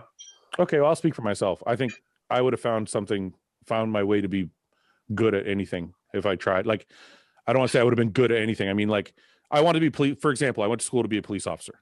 Mm-hmm. And I knew at the time, I'm like, if I become a police officer, I want to keep moving up the ranks into like a detective or a SWAT team, or I would have moved up anyway, like somehow, right? Mm-hmm. So I would have achieved the same level of success in that little area. Mm-hmm. Or if it wouldn't have been that, it would have been sales. And I would have been just, you know, good at sales. Would I have been top 20 in the world? No, but would I have been successful? I think so. Yeah, I think we'll never fucking know. No, we won't. I just think, I mean, I guess bodybuilding can teach you the tools. So you're right. Like if you did it first, now you know how to move for us. Yeah, I feel like it was. I feel like that path was the teacher for us that is setting us up actually for our next chapter. What do you think you'd have been doing, Chris? I mean, I don't know. Thinking I was in school for like a bunch of science shit. Thinking now, I feel like I would have liked to have been a high school teacher, like a science teacher. See, you would have been the best high school teacher. And I'm sure I would have given my all to like. I say that because I would have wanted to like actually help kids, and there were some teachers that really helped me a lot when I was in high school. That I was like, I think it would be like more than just do the fucking program and shit, you know? Yeah, I totally see that. What about you, Ian? You weren't doing anything before this? I mean, I was like working fucking jobs. You know what I mean? Like I know, but like you didn't go to school. Like, you're a hustler. Come on, you would have like. Yeah, I mean, I'm very good at like making things happen like that. Yeah. You know, like I always find a way for like things to, you know, work out. But it's very hard for me to conceptualize my life without bodybuilding. It's very difficult for me. You know, it's funny you said that. You said I find a way to make things work out. And when I was growing up, I would always see something I wanted, like a nice car or a nice house, and I would always just say one day. Mm-hmm. Like my friends would be like, "Oh, I'm never going to own that," and I would just say one day, and I would just leave it. And I've been successful at whatever I've kind of tried to do, but it's like you said, you kind of feel like you're stumbling through it, or like you figure out a way to hustle through it. But I don't think it's as like. I think it's more planned out than we realize. No, maybe, yeah. Like you're like you're doing the work every day. You know what I'm saying? Yeah. But I don't think you're going to understand that until you're of an age and a space in time where you can look back and understand how everything panned out is why, you know, for a reason almost. Yeah. Like when you're still in the heat of it and you're still in the process, it's very hard to do that and analyze the journey because you're not over it yet. Like maybe because you're in a space that's slightly different now, Fouad, where you're able to take a slight step back from obviously the competitive side and look at everything that's been before. You can see the roads that you've walked and you can really, I don't know, have a look at it and break it down and understand why you are where you are. So is this another way for you to call me old, is what you're saying? It's me saying you're ancient. Okay. No, I know what you mean. I guess when I think back to like being 30, I guess when you're in the middle of it, it's a little, it's a different. Now. Yeah. What drugs can you take to grow muscle without side effects for long-term health? Stupid question. Zero. None. Very stupid question. None. You're given an unlimited budget for a facility of your dreams. What are some key features of your gym? What are 5 legendary pieces of equipment you must have? Oh, fuck, that's hard. I got to cut out of here so you guys can answer this one on your own. Yeah. All right, brother. Thanks for coming on, man. Of course. Thanks for having me. Everybody. Take it easy. Hopefully, I don't get in trouble with the border patrol next time. James is going to be stopped at the border first thing. Okay. So we've said about equipment. Yeah. You're the one that's building the gym. Well, listen, you know what's funny? My shit's not going to be, I don't need like some spectacular type of equipment. I need a good Smith machine, and I want everything else to be Cybex. Well, there you go then. That's your answer. Like Cybex most? I love Cybex stuff. Yeah. All of it. Yeah. It's all new Cybex or like the OG Cybex? No, the OG stuff. It's so much harder than all the new shit. Yeah. Like an old school Cybex hack squat is like five. It's like 5 plates. Is like the old square. I like the old square one. I know you got the rounder one and the square. The square one's great. Yeah. I don't know, man. What are some key features of a gym? Other than is there something other than equipment that's important? Yeah. Does he mean like other things you can have, like a infrared room or a sauna, or do you know what I mean? Does he mean stuff like that? I don't know. A good sound system. What does he mean? If I had a gym, I wouldn't have any of that shit, though. I mean, I have a good sound system. That's one. I mean, I think a lot of a gym like being good really just comes out like down to the atmosphere you create, which is like, you know, like just the essence of it. You know, like like the equipment. These things I think are secondary to like the vibe you create with it in the atmosphere. You know, like somewhere like, you know, when you go to like West Coast Iron or something, like some of these gyms, you know, like the vibe is far superior than the equipment is. You know. Yeah. I agree. That's why I don't think I need like state-of-the-art equipment. No. I actually feel like the older equipment gives you a better feel to the gym. Yeah. Yeah, I do. I agree.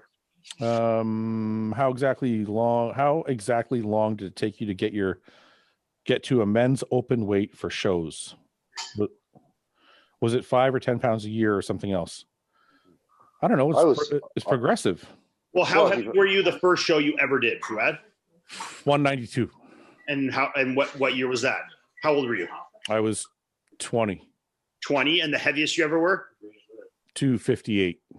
Okay, so like a 70-pound difference there. Yeah. Over how many years?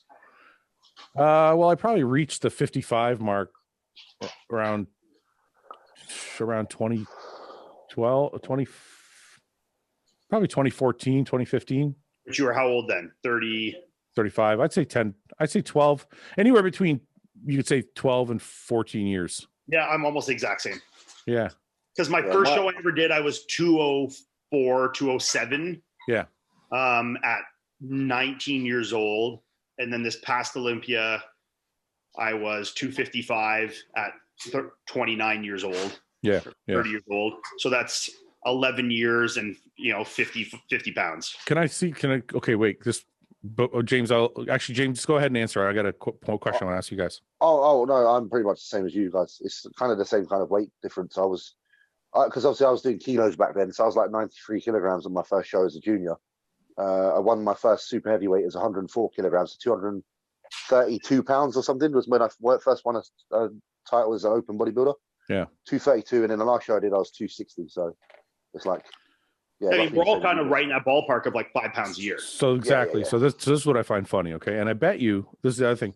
If I asked like Evan, right? Evan probably would be in the same ballpark as well. Yeah. This is what I find crazy. As hardcore as you guys are, and maybe I was a little bit more relaxed in my approach, we all gain muscle at the same exact rate almost. Basically, yeah. So what the fuck does that mean? And what does that do for people listening? Some people want to be crazy. Not try hard, just not care.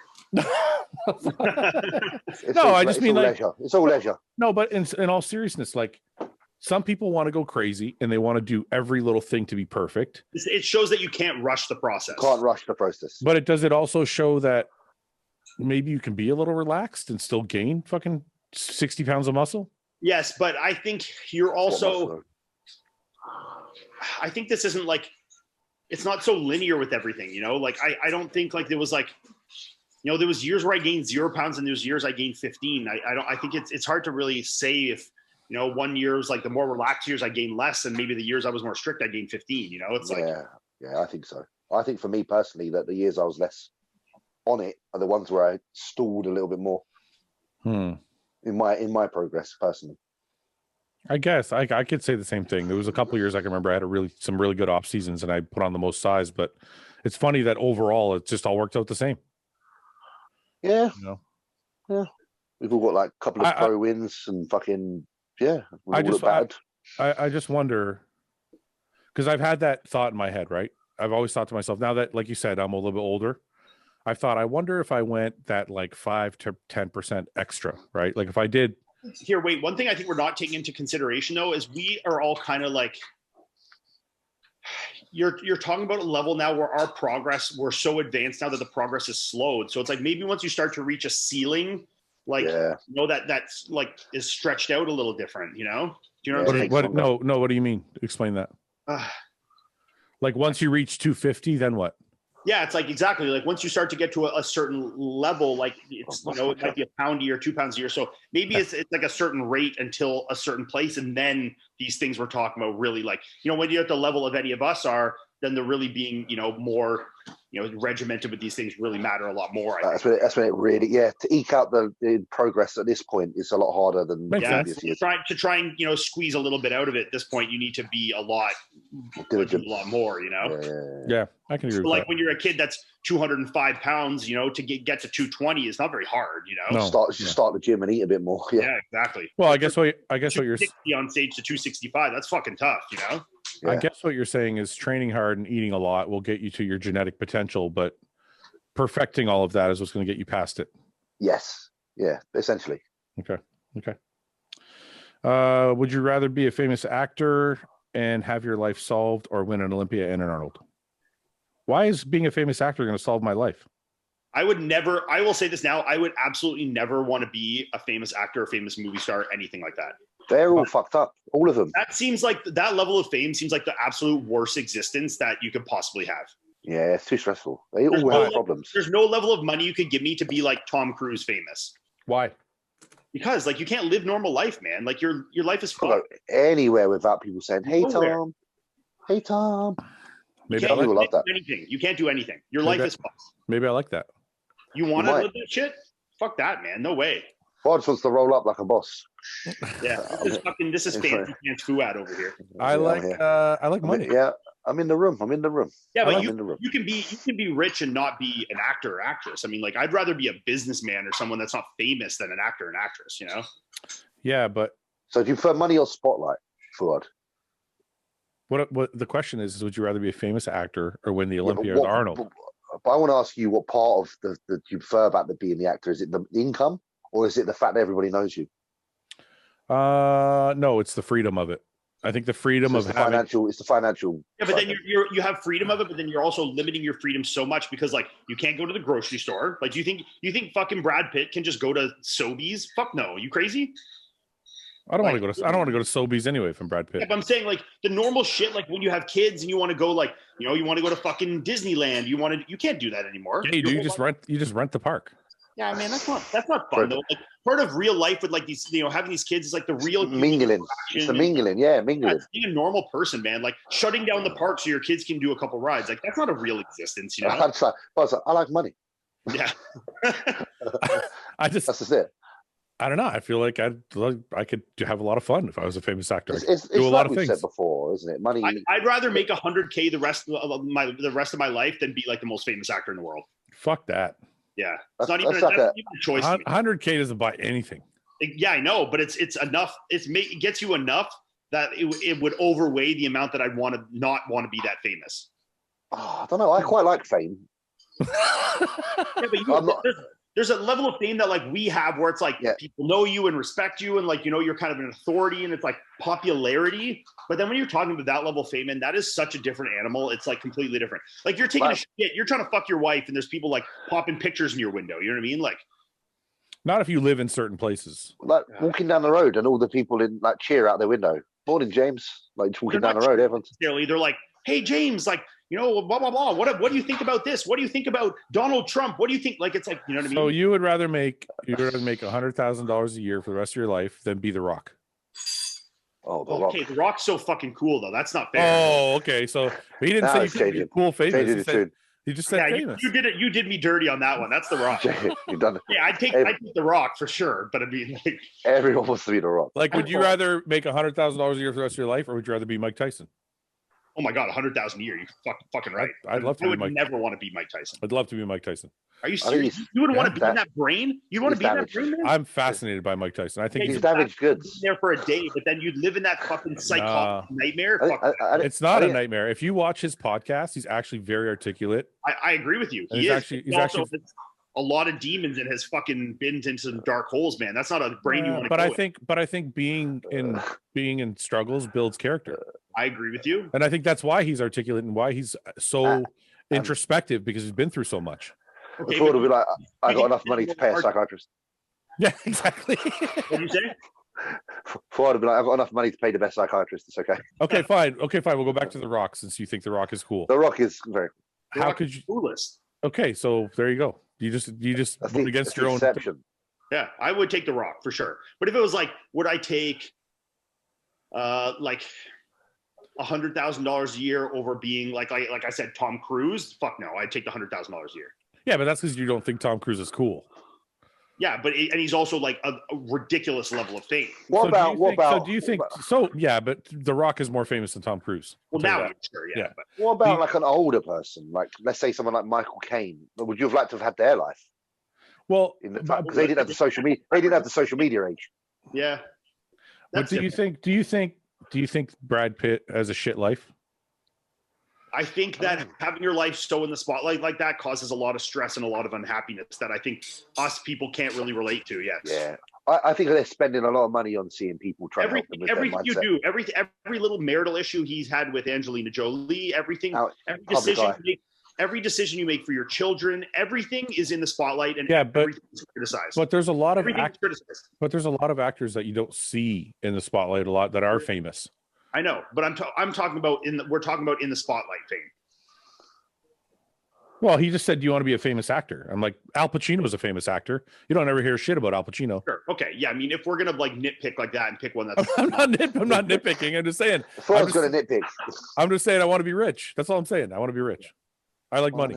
Yeah. I mean, I want to be rich too, but not at the expense of my quality of life declining that much. I like being popular and I like people knowing me, but I don't like my privacy being invaded. See, this is where we're different. I don't think they're unhappy. I think they just have some shitty things they got to deal with. Like, I don't think Brad Pitt's like, my life sucks. I think he's probably just like, he's probably just like, I got some stuff I got to work through. Yeah, but with things I value in life, that those things wouldn't outweigh the money to me. You know what I mean? Yeah. See, I'd like to do interviews. I'd love to be like that, like just rock up and do an interview and be like, yeah, this film I've just done is really cool. Like, you should see it. I'd just be like, yeah, that'd be so good. Wouldn't that be cool? Just be Brad Pitt. Yeah. Fuck it. I think so. Yeah, this movie's about understanding what fame brings to your life. Why? How do you understand it any better than us? I think you're not thinking about it. I think you're just not thinking about it. Fuck you, Ian. You're just thinking about like the money and the fun of it, and not thinking about like people that are trying to like steal your fucking identity and like break into your fucking house. Yeah, like I am though. But this is what I'm saying. Like, creepy creepers trying to break into your house and fucking take pictures of you or sleep in bed with you or sniff your underwear. Fouad wants his yacht. Fouad wants his yacht. Okay. But I would have security. I mean, all I'm saying is life, man. That's not life. Fuck that. I think it is. Ugh, I wouldn't take it. I think I could take my fucking wife and go fly to a fucking private island somewhere and fucking be there where only like other fucking rich famous people can go. So I would take the money if it didn't come, like, obviously if it was like, you know, some kind of business mogul that no one knew about and he's a fucking billionaire, obviously I would take that money. I'm not like, I love money too, just like everybody else. But yeah. I would not spotlight that level of fame now. Okay, that's a good question. James. Go on. Would you take, if money is equal, right? If you can either be a billionaire entrepreneur that nobody really knows, kind of like a private person, or you can be a billionaire actor, what are you taking? Because you said you like the fame. You said I do like fame. That's the thing. Like, I would love to be like people were watching my movies. I'm like, you got to admit, Ian, there is okay. So in our little industry, just let me finish. In our little industry, we're famous in this little pocket that we live in. You got to admit you like it when you go to a gym and people know who you are. To an extent, but I also know, like, with someone like Chris, that's a lot more popular than any of us. it's a fucking pain in the ass, man. And that's just we're talking about someone that's 1/1,000,000th the level of fame that someone like The Rock is. Yeah. You know, like when we go places, like when we go to Toronto Pro or something, you literally can't go anywhere with him. You know. Yeah. To be fair, when I was there, walk from the show to the street takes you 2 hours because literally every single person wants to take photos, touch you, fucking everything. Like, oh, girls want, you know, pick me up and take a photo. Like, can I, you know, Ian, like arm wrestle my boyfriend? Like, it's annoying shit all the time, you know. Can I admit something? Can I admit something? What? Yeah. When we did the Toronto Pro, yeah, I was one of them people in the street like, oh my god, it's Chris Bumstead. See? I stopped him. I was like, Chris. Yeah. and this is like we're talking about like this on the scale of like fame. I hear you. I'm not saying it's easy, but I think actors have like a workaround for those things, right? Like they don't have a workaround at all right now in my life. So why would I want, like, it's not, for me, that workaround is not worth the money. Well, like, if you're everything I want in my life, I have, you know. Okay. Like, if you're giving me sorry, go ahead, James. No, I'm just saying I would like to be an actor for the reason that the actor gets to be the character that people love. So like John Wick. Yeah. If I'm Keanu Reeves, I'm also John Wick. Absolutely. Yeah? I agree with that to me is fucking appealing, because then I'm out and about and people are like, there's John Wick. Yeah. And Keanu Reeves is a good example because Keanu Reeves' life is very and he chooses to live very normal, doesn't he? Yeah. So would you be Keanu Reeves or not, Ian? Yeah, I'd probably be Keanu Reeves, yeah. So there's an exception to some of your rules. Of course. But my exception was privacy. Yes. And Keanu is private. So Keanu still can't go to the grocery store and can't fucking. He does. He rides the train. He rides the train every day and shit. He's like literally on the tube. He just goes on there. He don't give a fuck. How does he get away with it? Fuck knows. I don't actually know. Don't know. How come nobody bothers him? It's because he's Neo and John Wick. He's John Wick. And Neo. He's Neo as well. Yeah. Okay, so you didn't. Sorry, James, I interrupted you before. Which person are you taking? The rich businessman or the rich actor? I'll do the rich actor, but he has to live a life like Keanu Reeves. So you kind of want both. Yeah, I want to be really famous, but when I'm on the subway, don't fucking talk to me. See, you can't have your cake and eat it too, you know. Yeah, only can if you. Let's say fine. I'll narrow it. I'll make it even more specific. Rich businessman nobody knows, or The Rock. The Rock. Oh, all day. The Rock all day. Well, because I'm saying The Rock's the only one that throws a fucking wrench in this for me. I'm just saying because The Rock can't go anywhere. You know that. Anywhere he goes, it's like know that when God decides to retire, the next person in line is The Rock. I want a girl's perspective. What would you guys take? I would say rich low key for sure. Yeah. Both the girls said rich low key. Yeah, rich business. Yeah, if I had a choice between those two, I would take rich low key as well. I just want the money. I don't care about the fame. Yeah. I just don't. Look, and I'll be the first to admit, like, do I like the level of popularity that I have now? Yes. It's not intrusive to my life. I don't have to worry about people breaking into my house or like invading my privacy or like anything weird, but I still get like recognition. It feels nice to have your work rewarded. Yeah. But then there gets like a whole different level of animal when you get to that level of fame, man. Like that's like I hear you. Garbage, yeah. I hear you. I turn down $1 billion. Fucking obviously not, you know. Yeah, because I was thinking about the question we had last week about the traveling, and I'm like, fuck that. I thought about it even more. I'm like, there's no way. You'd rather never be able to leave than have the money. Yeah. It's funny because I said that the travel at the time, and then I said this to everyone else here after, and they all said that they'd rather have the money and not travel, and I kind of got sold on it. So it took everybody else to convince you. I couldn't do it. Well, we had a much more in-depth discussion about the logistics of it. More than you, Fouad. Apparently, you like Melissa more than me. Jesus. No, I thought about, you know what I started, because on YouTube, sometimes I'll watch those shows where they'll be like, how did Shaq spend $400 million? And they show all the stuff he buys and all this shit. Yeah. So I watch all those shows all the time. And I'm like, yeah, I want to be the billionaire. I want to have all that shit. Yeah. It's like, it's not even like hard to decide for me. I don't even know. I think with the appetite you have, you're going to get there. Well, whether I get there or not, I don't care. I'm not. I think you will, though. I think you will. I think you're going to do extremely well. This is the funny thing. It's drive. This is the funny thing. I'm not living my life for that. No, but you're passionate, and that gets you there. But why would I not want to get there if I could? Yeah. Like it's like because some people's life is driven by money. Like, how can I make more money? How can I buy this thing? How can I? and I like that stuff, but it's not like it's not defined. Like I wouldn't become a bodybuilder if that was what my life was defined by. Of course, yeah. Because like everybody knows bodybuilders don't make the most money, you know what I mean, in comparison to other jobs. Yeah, but when I first started bodybuilding, I thought they did. No, I mean, listen, bodybuilders can make good money, but I've made more money as a bodybuilder than I ever anticipated I would. You know, had I gone into business with my brother, like, because before I was given a choice at like 23, 24, stay working here, and I was working for my brother at his company, or go bodybuild, and I chose bodybuilding, and I don't regret my decision. But had I taken his offer, I probably would have made more money by now. Yeah.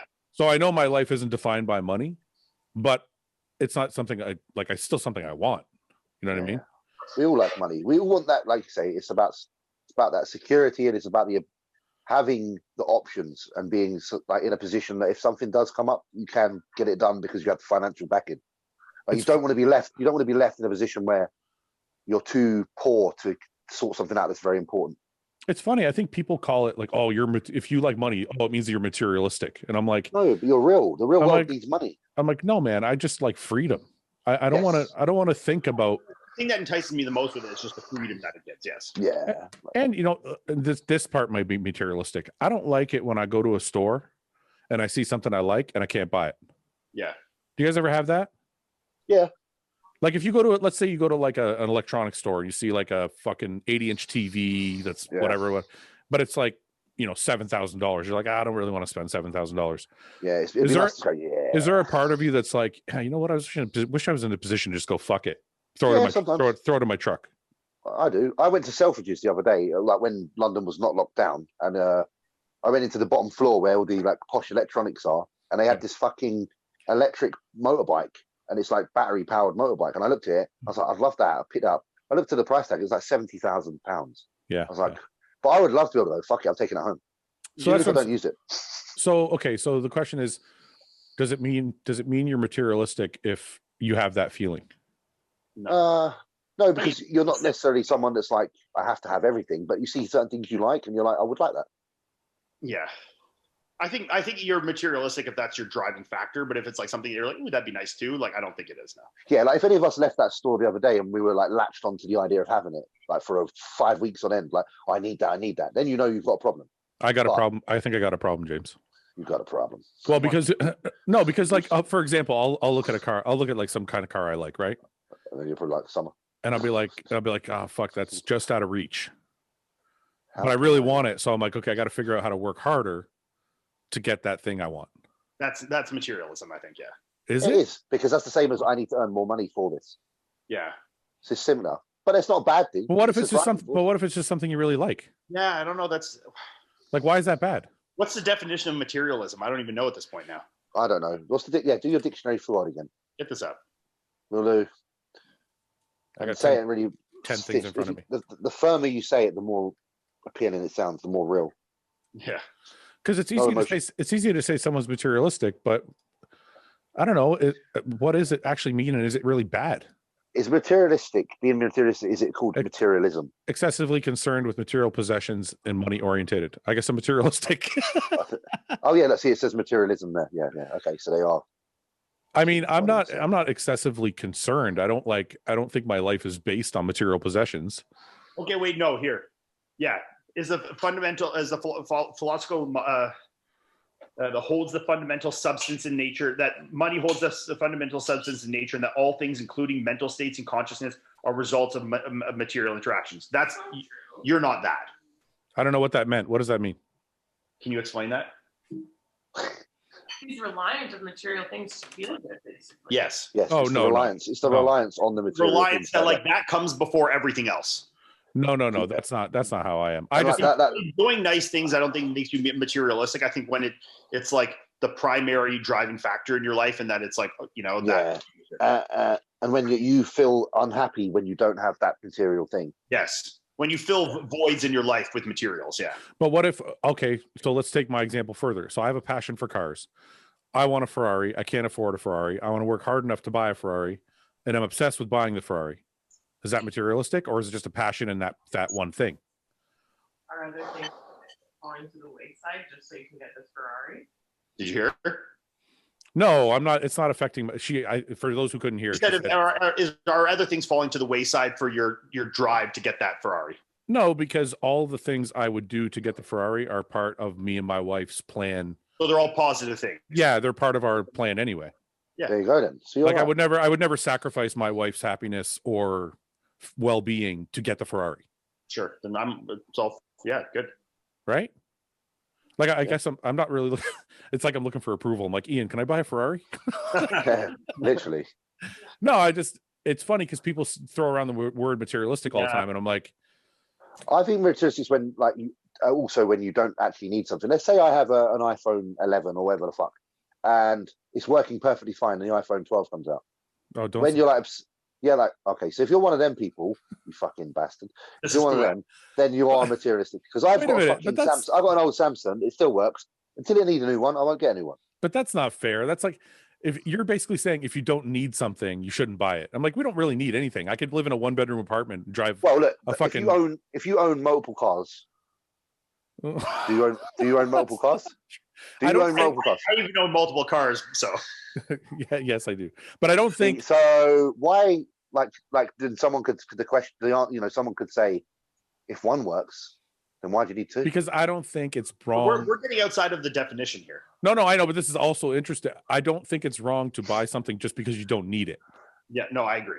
Right? But I need my PS5. If yeah, exactly. If we only bought the things we needed, nobody would have anything. Yeah. We'd have food, shelter, water. Yeah, like you don't need shit, right? People buy things just because they like them. Yeah. Everything I have, I need. All right, we'll leave it there. Unless we've been on for over 2 hours now. Ian looks tired. I'm not tired. No? 10 more. Should we keep going? I'm gonna go hypo in a minute. Do you want to do a couple more, James, or you got to go? What's the fucking time? I don't know what the time is. It's been 2 hours and 10 minutes. We'll do one more. Let's do one more. Celebratory one more because everyone's nice today. Oh, but now I got to find a good one. See, there's too much pressure. Yeah, don't stretch this one out. Okay, let's see. I'll just swipe up and see where we land. Lucky dip. Nope. How do you react when someone, this is kind of a stupid question, but I'll ask anyway. How do you react when someone at the gym you're not really close to says, hey man, let's get a lift in together? Oh, I laugh. I hate it. Seriously though, what do you do? Because in your position, I've never been asked that. No one's ever said to you, I want to work out with you? On Instagram, but never in person. Yeah, I've been asked both ways. Like all the time. I always point at Louis. Ask him. Louis tells him to fuck off. Yeah. Ask him. And he'll go, nah, mate, sorry, you can't. There's too many of us, too busy. He's the ruthless one, eh? Very ruthless. I've just come to the point where I'm honest with people. I'm like, I don't really train with anybody. I train with Paul sometimes. And if I'm not training with Paul, I train by myself. Yeah. That's pretty much it. Never been asked in person in my life. Really? That's strange. It's the aura that you give off. You're just like you're not inviting, Ian. You're very. I obviously get people that DM me and be like, "Man, I'd love to come down and get a workout with you sometime." Blah blah. Like, I'm just like, yeah, cool, But I've never had someone approach me in the gym and be like, "Hey, you want to catch a lift sometime?" Yeah. So it's cool. It'd be £250. Yeah. For a session. we had a rule like that in one of the houses that we lived in. So me and a bunch of guys. Melissa says I probably have, and I would just say yes. Would you? You would work out with anybody. I would work out with anybody, yeah. Really? I don't think I'd do it because I just don't feel comfortable. Like I would give anyone a chance because I talked about this on the last one. Like I've had some kids that I trained with who were the most unsuspecting. They were some of the best workouts I've ever had, So I mean, I would give anyone a chance, especially with young kids, because I don't want to push them away or unmotivate them or I want them to maybe get a workout with me and see what the reality is like, give them a reality check of you're not training like this and you need to be, so stuff like that I don't mind. I'm always open to it, but I can't remember ever working out with someone other than my close friends or whatever. But what about Burger? You worked out with Burger. But I asked Burger to work out. Yeah, but think you're I'm- very comfortable working out with anybody, whereas most people are not comfortable, Yeah. so they won't do it. And that's what Melissa's saying is where I'm at. It's not for me. It's not like, oh, you're not good enough to train with me because you're not a pro or whatever bullshit. For me, I just want to feel comfortable. I don't want to feel any anxiety. I don't want to feel like I got to teach this person or I got to entertain this person. I just want to go work out. Yeah. So, and plus, when it comes to a spotter, sometimes it's good. Like that's why I like training with Paul. It's like they know when you're done. They know when you need to spot. They know when you need to push. They know when to leave you alone. It's like I've trained with people before that are new, and they're like either screaming at me too much or they're scared to help because they don't know when to help. And I'm like, yeah, I don't like the way that it requires more attention than it should. Like I would spend more. I would have to plant more focus on them because I am courteous and I care that they get a good session out of it. But that would actually detract from my own session because I'm spending time prioritizing them for it, which is fine. And that's why I used to train people. But now, because I don't train people, I tend to avoid that. But, you know, if I was to train with somebody, of course, I tend to make them priority because I want them to have a good experience, like Iain said. Yeah, I've done that when I do train with someone, but it's very, very rare for me. All right, last one. Opportunities or things you have missed out on due to the pursuit of bodybuilding. I think that's an interesting one. I haven't really missed anything. Because I've not really been very good at anything else to invite me that way. Like, I mean, sure. Like I've missed like the odd, like friends having a party and I'm 2 weeks out from the Olympia and I decide not to go or something. But like, I don't think those are things that are substantial enough in my life to consider I'm like missing, you know? Yeah. Like I didn't miss like the birth of my children or like, you know, like something like crazy. Well, it depends how significant you think the thing is. I mean, you could be missing something that's not like the end of the world if you missed it, but you still like I don't think missing my friend, like watching the UFC party and like having a few drinks is significant in my life, you know? I don't think once, but I think over the course of 20 years. Okay, sure. Like let me just say this. I don't regret anything because I love bodybuilding, I love what I have in my life. But when I look back, I have friends that lived a totally different life.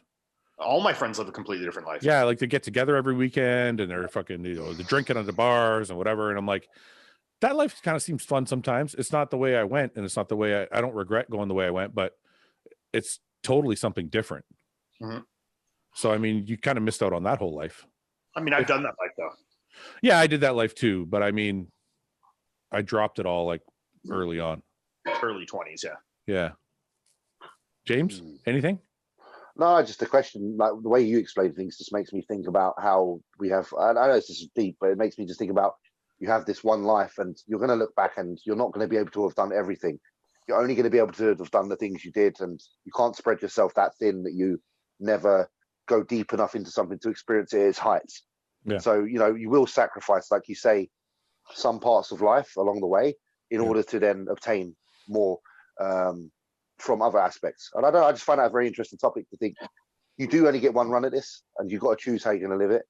And it's just an interesting thing. Like it's a concept for another time to discuss, but I love that. I think about my life right now, and I suppose you guys do sometimes, and I just think, would I change anything up to this point? And the answer would be no. So, you know what? I actually find that interesting too, that you said that. So imagine we've taken this thing that we're doing to its furthest point that we could take it. Is our life more fulfilled than, well, I shouldn't say is it more because you can't compare it to other lives, but would your own life be more fulfilled if you did everything at 70% or if you did other stuff at 30% and maximized this one thing? Because I feel like that's what we've done, right? We've taken this one thing. No, and definitely. And like you said, you only get one life. So for 20 years of my fucking life, which is like, could be a third, it could be a quarter, depending on how long I live. Yeah. For 20 years of my life, nothing mattered but this fucking one thing. But does that mean I fulfilled more?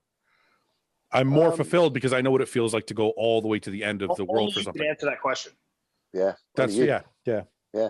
Some people find fulfillment in being the person that dabbles in many things. Some find fulfillment in the journey.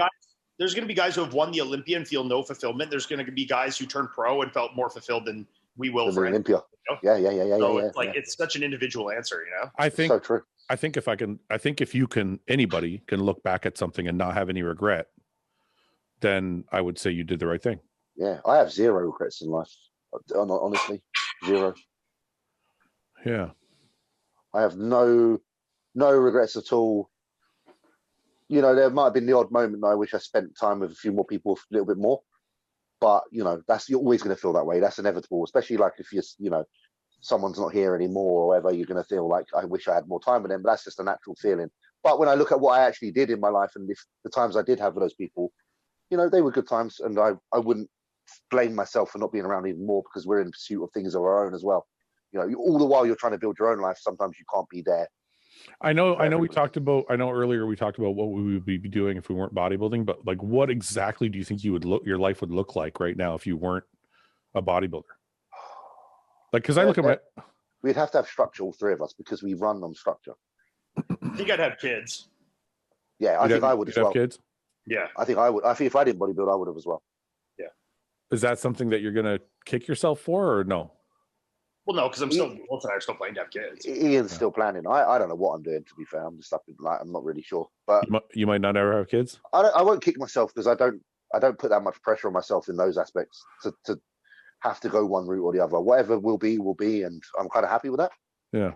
It's the lottery of life. I kind of like the fact that life isn't, planned out. And I think that's important to appreciate that part, so that, you're never disappointed, because you're always evolving and spinning in new circles. So listen to this. Got to get your advice on this. Since you guys brought up kids. So me and my wife have been talking about adoption, because I know, I talked about that earlier on a different show. This is one of my fears. So her cousins have adopted a child. Yeah. But they were like, it was their whole life. They're like, how can we adopt a child? We have to figure it out, because they couldn't have their own. Yeah. I'm not really there. Does that mean I shouldn't? So wait, you're not there in that you want that necessarily yet? This is where I'm at. I want to adopt a child. I'm scared to adopt a child, but I also have. Why? What are you scared of? The workload primarily. Okay. Yeah. Like, what's funny? It's funny if you get your wife pregnant, then you get your wife pregnant, and you have to step up. You're like, you have no choice. But if you're adopting, you're like, I'm purposely going and bringing this whole thing into my life that could change everything. So yes, then it's the fear of that. Well, that monumental change on one day. Wait, what did you say, Ian? I said you're speaking as if every single pregnancy is an accident. No. I'm not pregnant. Don't have a choice. No, but I'm saying yeah, that's weird, right? Yeah. I mean, a good majority of people with kids plan them as well. Trying to get pregnant. Yeah, but I feel like it's the natural progression. Like, you and Melissa will one day have a child, and it's the natural progression of things. And but I think because we couldn't have a child, I just turned it off. I was like, it's suppressed the. And then now I'm like, okay, well, maybe there's a chance this other way.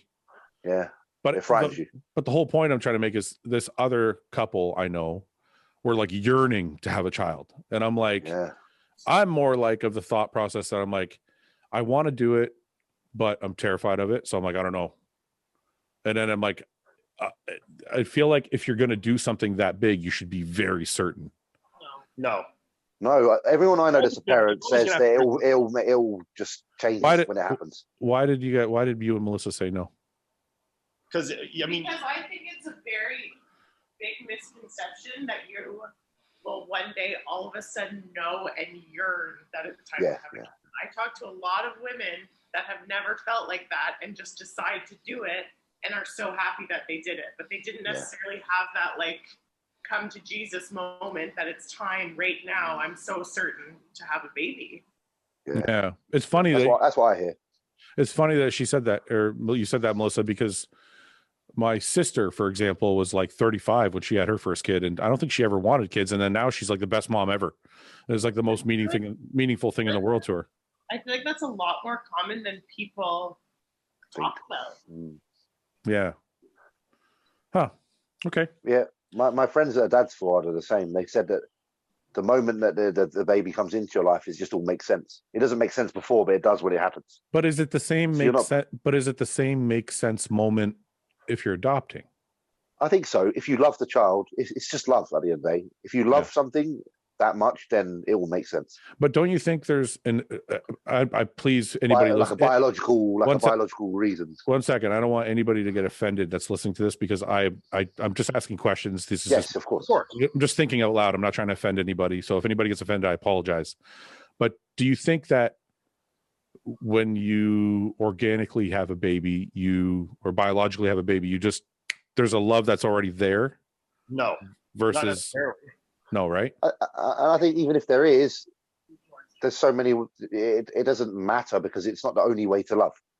Yeah. The switch may go on because of the biological occurrences in your body, especially in the woman who's actually, harboring this young soul. Yeah. They're going to feel a certain way because they're holding it. But that's not to say that just because something's introduced to you on a more immediate basis that you can't love it just as much. It's also, the same feelings. It's also very common you hear from women that have babies and they're like, they have the kid and then they're like, I feel like nothing. Like I feel not attached to it. Yeah. They don't feel maternal. They don't obviously feel loving their baby and the relationship is developed. But that's a very, very common thing to hear from women that just have babies. Yeah. They're expected to have the baby and all of a sudden feel this like magical feeling of like love and like the whole thing. And they're like, oh my God, I don't feel anything. Am I a terrible mother? But then it obviously transpires into a completely normal motherhood relationship, And when that occurrence happens, that's when, I know it sounds weird, but the beauty of that is that if that does happen, sometimes people that can't have the kids, they can adopt a child. So it's like a circle, like, the child will, good people will find love for the child somewhere or another if it works out or not. Yeah. Yeah. There's some things I'm scared of with adopting too, though. Like in Canada, it's like you have to adopt and then there's like a 2-year probationary period. Yeah. So like I could literally adopt like a 1-year-old and have them until they're 3. Imagine how much a baby grows from 1 to 3. And how much connection you would develop. Yeah. And then all of a sudden, just before the 2-year mark, anybody, not only the mom or the dad, but anybody from the family can ask for the baby. Yeah. I'm sure that if you were that far in, the odds of them taking away would be very low. Yeah, but imagine the fear. But imagine the fear. Yeah. But imagine the fear of being that connected and then having, and then you have no recourse. That's like, very realistic fear, of course. Yeah. Yeah. Anyway, I guess it kind of goes back to our question about regrets and what you would do in your life. Yeah. The interesting thing is you only get one life, but there's more than one chapter, right? Mm-hmm. Oh, absolutely. And tomorrow is a chance to change everything if you wish to do so. So like you don't have to, just because everything that's happened before you has happened, it doesn't mean that you can't take a totally different direction from tomorrow. Yeah. That's actually the last point I want to end on. I know it's a little deep, but I just want to say one thing for those of people out there dealing with mental health issues. I dealt with my own other than anxiety in my teen years. And one of the things I want to make sure everybody kind of realizes, which is an obvious point, but people don't think about it enough, is whatever the fuck you're going through could be gone and not part of your life anymore in 6 months. Whatever you're going through could be temporary, could be short-lived, could be gone in a year. Your life can change dramatically. And I think people put too much emphasis on what's happening in the very, very moment, the very, very day, and make irrational choices. Yeah. So I agree. I agree. Go ahead, James. Sorry, no, Ian was saying. So I said, go ahead, Ian. I just said I've been there. I relate. I understand. Yeah. Yeah, I think we've all been there. I think that's why we understand each other on this basis, because we've all been in that position. Okay. All right, guys. We'll end it there then. We'll talk to you guys next week. Yeah. Yes, see you guys. All right, absolute pleasure. Okay, guys. Thank you, guys. Thanks for watching. Please subscribe, share with your friends, and like the video. And if you get a chance, check out the description for all the different links to all the different places you can find Hostile and myself. And lastly, check out hostile.com for our new line of supplements and all of our apparel and gear. Thanks again for watching.